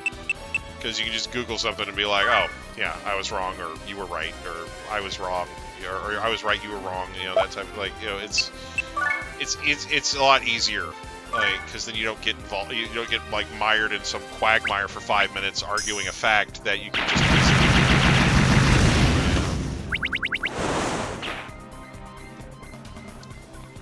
You know, and I need to do it more often. Like, I get into these debates, especially online, and I get flustered, and I forget things, and, you know, and it would be like that one time there was that guy who was contradicting me on, you know, like I was talking about, you know, Scarlet and Violet being rushed, and, you know, I was like, yeah, they rushed it out because they had to get a card set released, and he's like, no, they're not releasing it until summer. That's not and it's like, okay, you know, first of all, you know, he was wrong. It released a long time ago over here, but it released even earlier in Japan. So yeah, they needed to get the game done so that the card set can come out. You know, so it's like, but like if I had just Googled it at the time, I would have been like, yeah, this is the release date. You know, you're wrong. Sucks to suck. You know, like. But instead, you know, I just sat there like, I work at a card shop. I know this shit. You know, like, you know. So yeah, you know, I just wish I'd handled that a little differently. You know.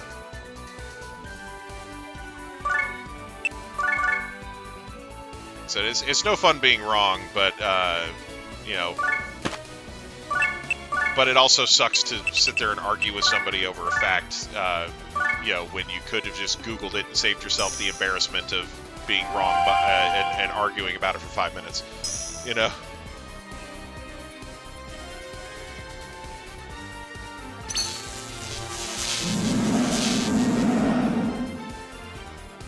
Is it a manned tank, or is it a remotely controlled tank?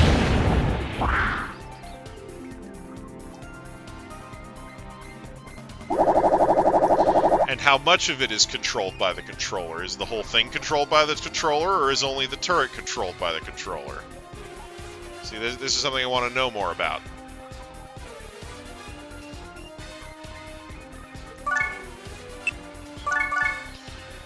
Because the thing with Xbox controllers is they work with most Windows operating systems because they're a Windows thing. You know, so it makes sense that if you were going to use a controller, you know, like, but like, I still question the wisdom of using a game controller to operate military hardware in a manned vehicle situation. Like I said, I understand that there are often remotely operated things that are controlled by these things because, of course, that's easier to control remotely. But if I'm controlling the thing, I don't necessarily mean that I want it to be hard to use. Although it is problematic in its own way if a child can get inside and operate a tank, because they know how to play video games.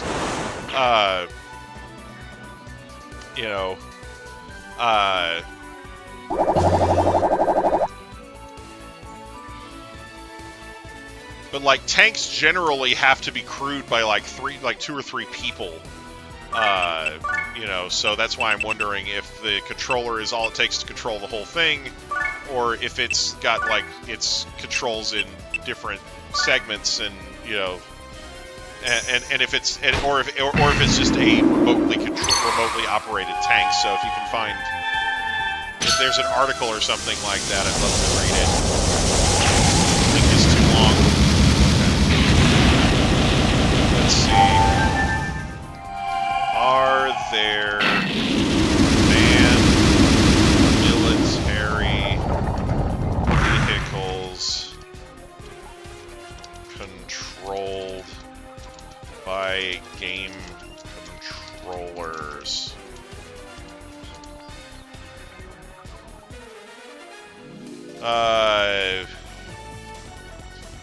Everything that comes up is about the stupid submarine. Let's see. Hang on. The Israeli military uses one to control a tank. Hang on. What does it say?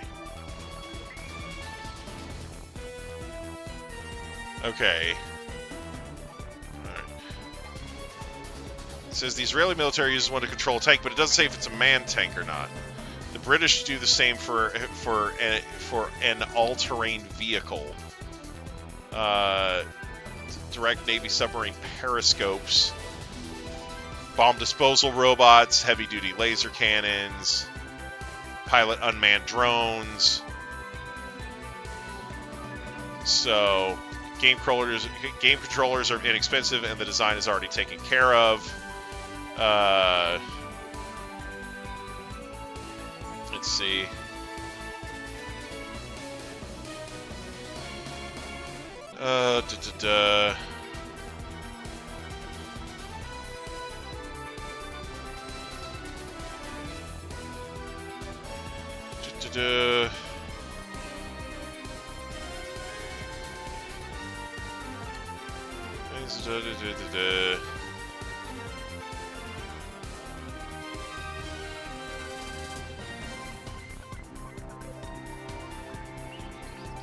Okay. Let's see here. Right. Yeah, unfortunately this article doesn't really mention a lot of... Yeah. It doesn't really mention a lot about the tank itself. Because like I said, most of the examples that they provided were unmanned vehicles. Which goes back to my point, like, But, basically what the article was saying is that Xbox controllers in particular are easily replaceable and are cheaper to have spares of on hand than some of the other control types, and they don't have to sit there and spend a whole bunch of money designing a new controls for the thing. But like most of the examples they provided, the controller is controlling like a single part of the apparatus. Like in the submarine, in the military submarines, they're controlling the periscope and not, basically they're using an electronic periscope rather than a manual one, and and that's what the controller is operating. Which there are pros and cons to that. By having a telescopic electronic periscope, you could basically have a camera and a screen instead of relying on the whole mirror tube system, and you could build a more articulate periscope that can do more than just go up and down. So I can see why that would be something that they would be interested in. But again, I think it's I think that it's best that the steering of the vehicle itself not be left to a controller, which is probably the, like I said, I'm betting, like, until I get more information on it, I won't know for sure, but I'm betting that Israeli tank they mentioned is probably like the turret that's controlled. Like like the turret sighting are controlled by the controller, and then the tank itself, the vehicle portion of it, it just has regular vehicle controls. That would be my guess.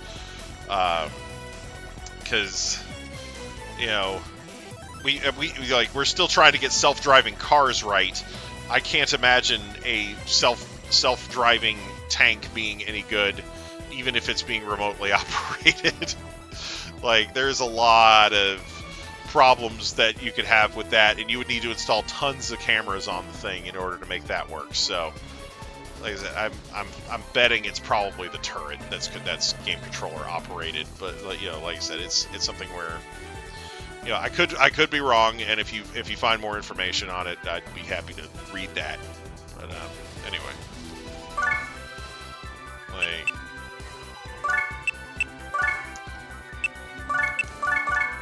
But yeah, like, and they did mention what the some of the things we were talking about it with it. You know, it's familiar to the people because they played video games before, etc., etc. But you know,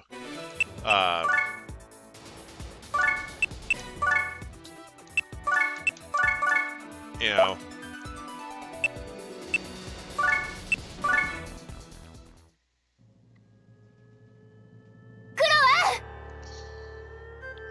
Yeah, like, it's something where at least they, like, basically it's cheaper for them to have backups of it, so they have like backup controllers in case the regular one fails, you know. So, oh hey, we're here. お前、プリエなのか。その姿。お前、 Oh no, she's hot.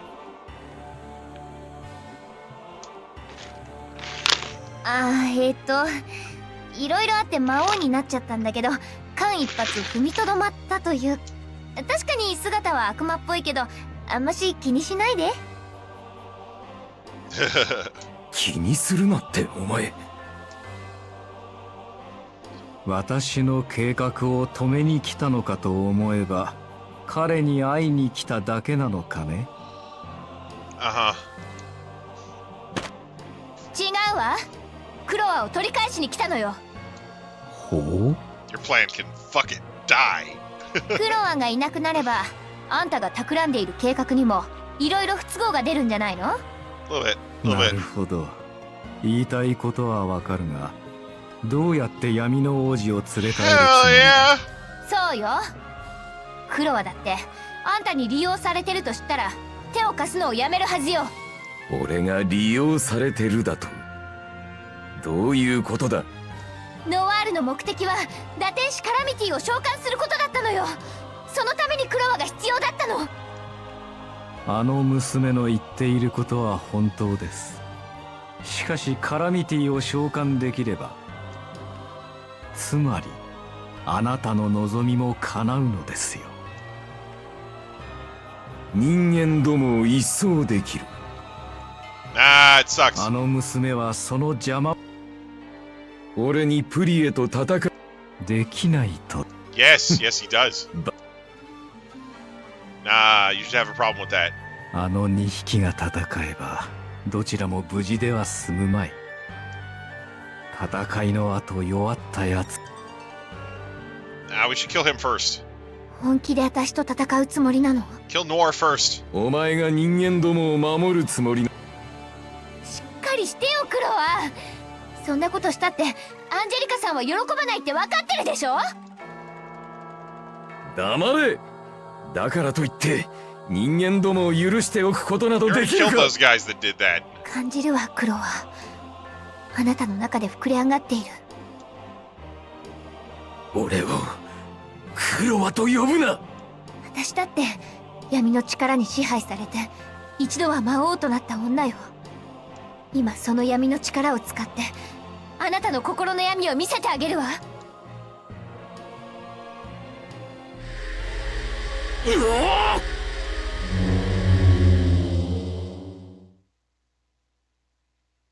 こいつこんなな力があったのか。 Because she's best girl now.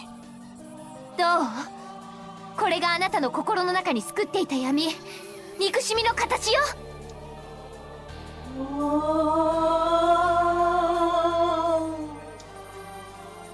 この闇を払ってクロアの心取り戻してみせるわ。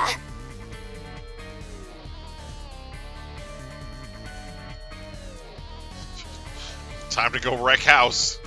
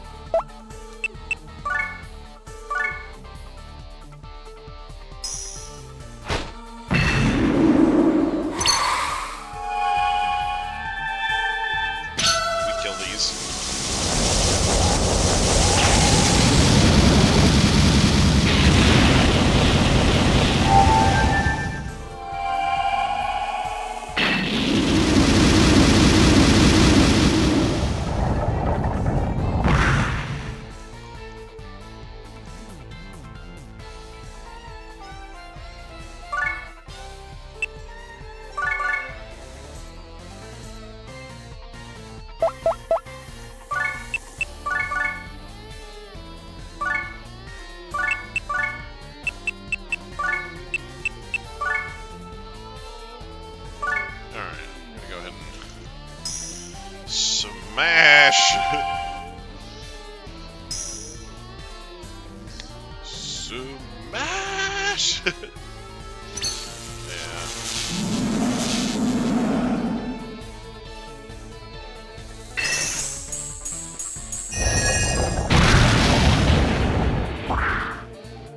Oh, there we go.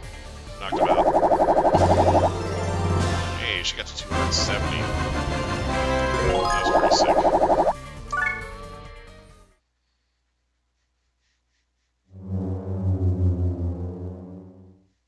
Sucks to suck. Oh, sweet. You back to normal. そんな、まだ闇の王子の姿のままだなんて。私の力ではクロアを元に戻すことはできないの？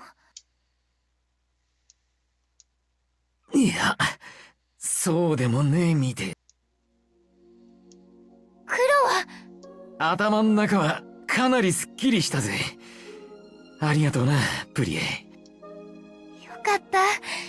闇の力からは解放されたのね。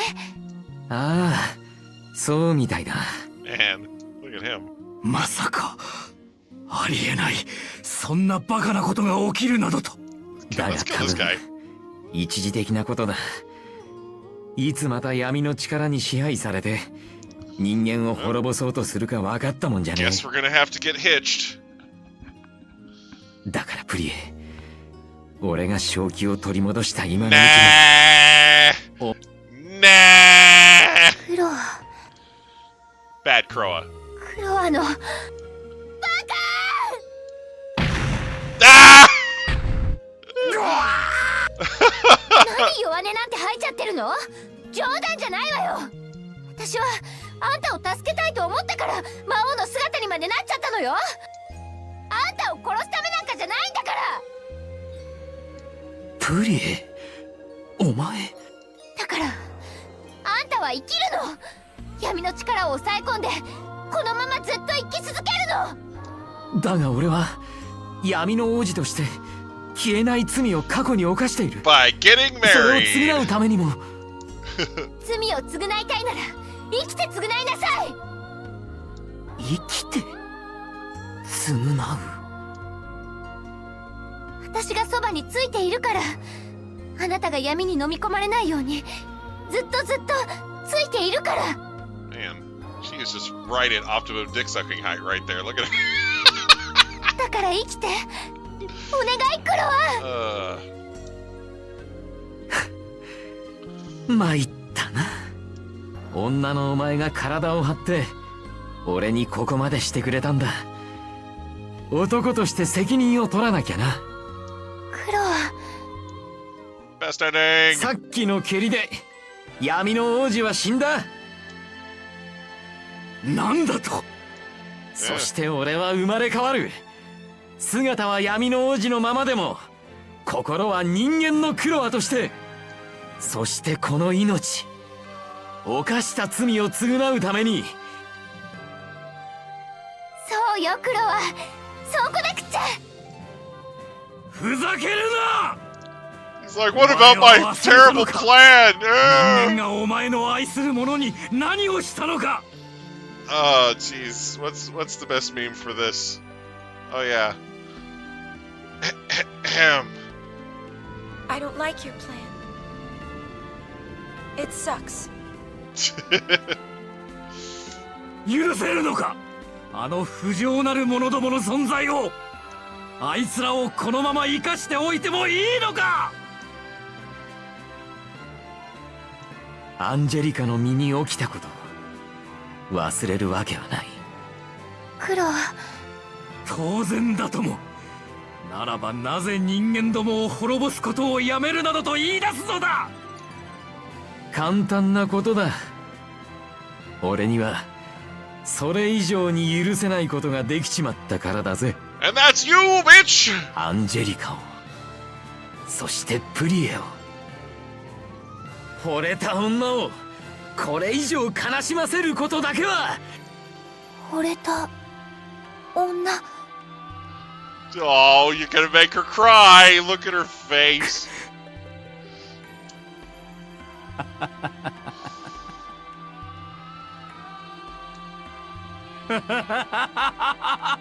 Somebody kill this man. そんな理由で私の理想郷完成の邪魔をしようというのか。 Your utopia is just a bunch of dead people. Shut up. そんなことは私が許さん。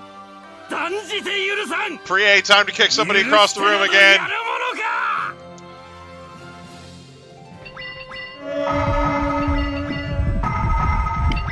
Just kick him. Kick him now.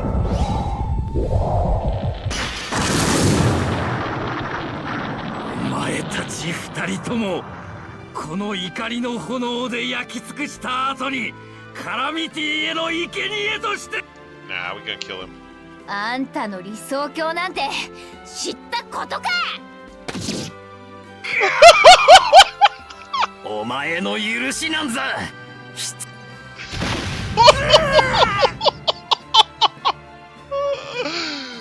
カラミティへの生贄が欲しけりゃ。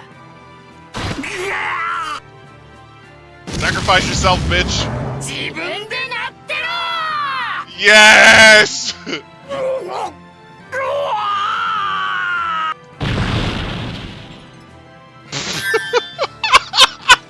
Damn! これでノワールの野望も吹っ飛んだわね。一発目の食材としてはいい感じってとこか。 Best ending. Big yaoi hand. プロはさ、これから闇の勇者って名乗らない？ Yummy no you 勇者だ。そういうのはどっちかっていうとオマール向きだろ。 Nah, he won't mind. いいじゃないの。私が闇の聖女でクロワが闇の勇者。 Yes. この闇闇コンビで世界を、人々を、迷える魂を救って救いまくりましょう。 Okay, can we talk about names later after the place after we get out of the exploding place? 闇闇コンビって。 Yummy yummy kombi. さあ行きましょうクロワ。じゃなくって闇の勇者。バカ、恥ずかしい呼び方はやめろって。 Like we're leaving. Oh, damn. They're all piloting the X-Cargo. ガツがどうしましょう。遺跡が。このまま突っ込むと巻き込まれるぞ。やろうでも進路変更だ。Anya! あ、見て、あれは。 Hey, look, Alouette didn't die. Crazy. It's almost like this is the クロワ best さんを ending. 取り戻しに行く。そう言って飛び出したプリエ姉さんを追っていた僕らが見た光景。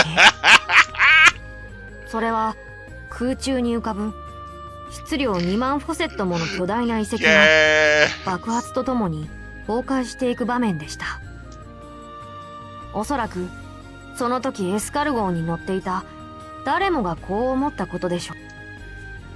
あれはプリエ姉さんの仕業だ。そして落ちていく瓦礫と巻き上がる煙の中に2つの黒い影を。あれは確かに魔王になったプリエ姉さんと闇の王子になったクロワさんでした。直後に遺跡は大爆発を起こし、2人の影は見えなくなってしまいました。見失う直前、2人は僕らに手を振っていました。あれはきっと別れの挨拶のつもりなんでしょう。クロワさんは無事に取り戻した。だけどあんな姿ではもう聖女会に近づけない。Just hole up somewhere and make babies.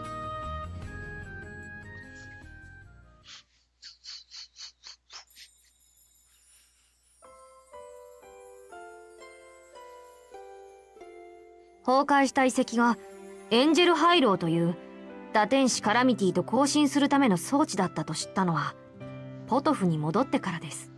Yeah, screw that place. 姉さんは本当にノワールの計画を阻止しちゃったみたいでした。さすが姉さんです。さすが姉さん。そんな調子で今日もどこかで姉さんは世界の危機を救っているのではないでしょうか。クロワさんと一緒に。姉さんのいない日常はやっぱり寂しいです。だけど僕も姉さんに負けないようアルエットさんと頑張ろうと思います。アルエットさんは光の聖女なんだもんな。釣り合わないって何のことですか？いえいえ、なんでもないですよ。なんでも。行きましょう、アルエットさん。そうですね。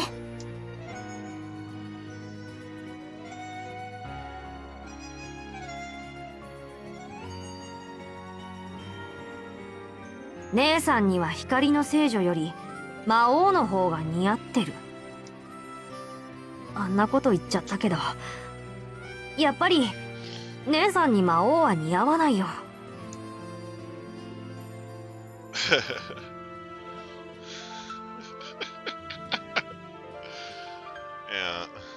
たまには顔を出しなさい、プリエ。Maybe it'll be easier to find sometime later on, but you know, you should come out every once in a while. これからも僕は悪魔払いを続けます。いつか姉さんやクロワさんを元の姿に戻せる日を信じて。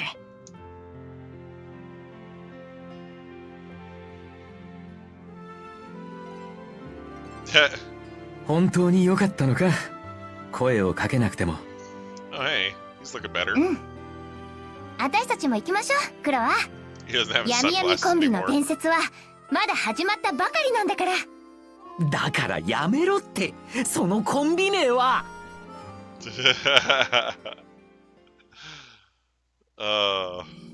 Oh shit, yes.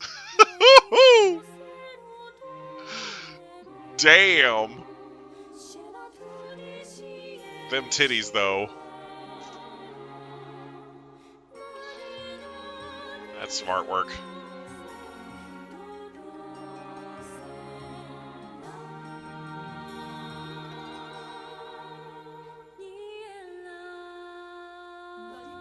Sympathy back pains.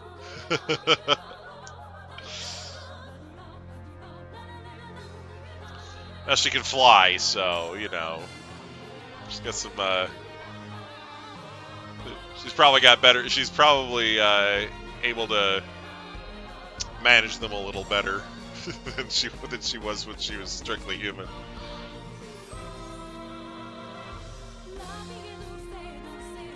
That is so awesome.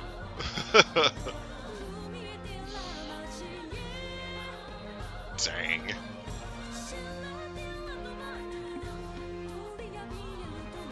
Whew.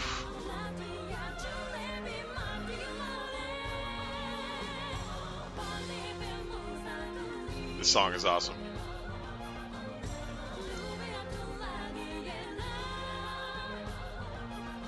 This is the best ending.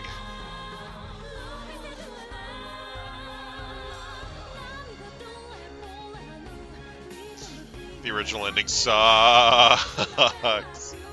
This is way better. Oh, like, you know, like if what I'm saying is if they start getting like too heavy, she could like flip upside down or something, you know, like just gotta change the weight distribution, you know. Tara Strong, hey.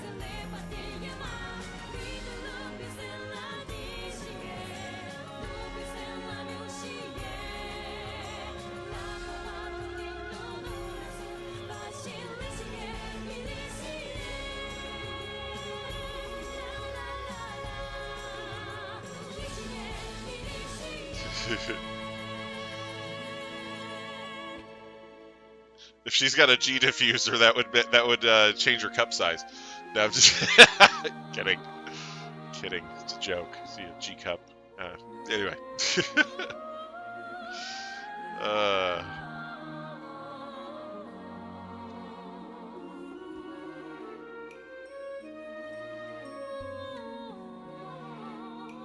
It's good stuff.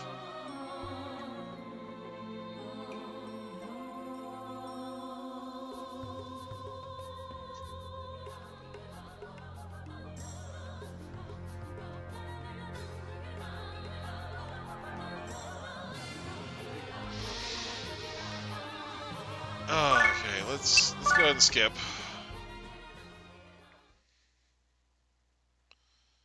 これは後に闇の聖母と呼ばれることとなる一人の少女の物語。物語は語り継がれゆき、そして伝説となる。Yes.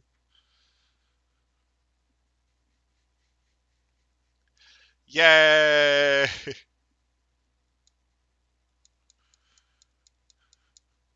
Alright. Learn the special ability transform. Oh shit! Yes! Hey! Yes, we are saving clear data.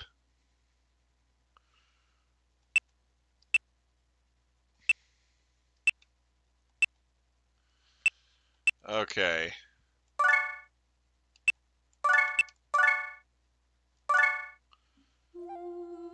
This is real New Game Plus. So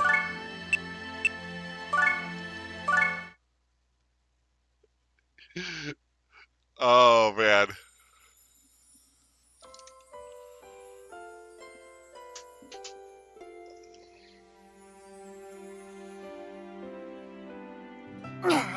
くそムカつく。なんで私がゾンビみたいな雑魚をやっつけなきゃなんないわけ？せっかく洗濯した服が汚れでもしたらどうしてくれんのよ。そんなこと言ったって仕方ないよ。さっきサラド神父にも言われたじゃない。姉さんと僕は新米なんだから、初めは弱い悪霊と戦ってこの仕事になれろって。昨日だって姉さんのミスでお化けを逃がしちゃったし、一昨日だって姉さんが一人で勝手なことしたから。それにどうせ姉さんの服は僕が洗うんだから、いつだって姉さん。シャラップ！ She said, "Shut up!"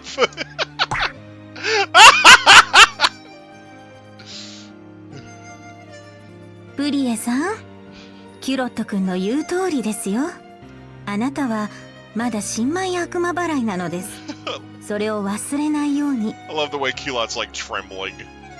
それに私たちは聖職者なのですよ。その言葉、光の聖女の名のもとに以後禁止します。またかよ。僕はキュロット。聖女会の新米悪魔払いです。Okay. 4年前。Go ahead and skip the scene here. We get it. Okay. Status.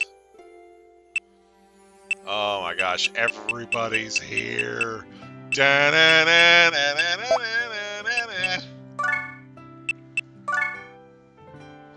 Okay, except for the special characters, so we need to still go get them. Oh boy.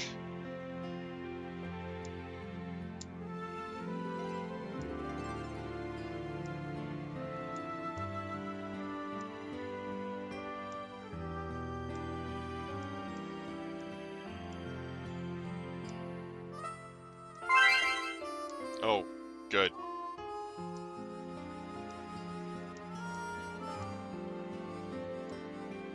Feel sorry for the demons being chased by you.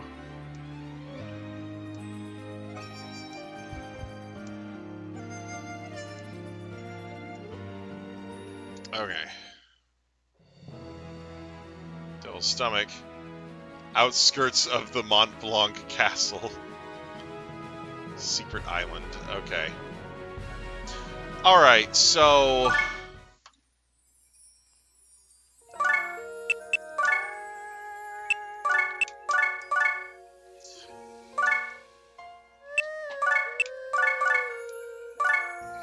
I think... Oh, crap.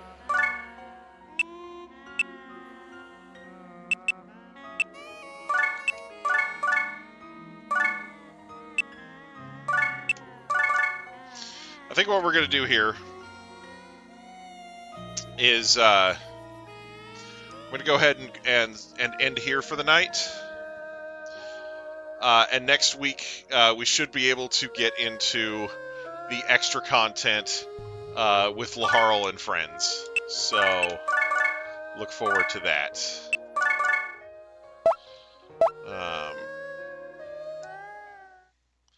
Because I believe if we go here,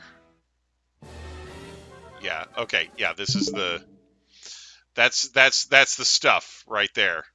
So we're gonna go ahead and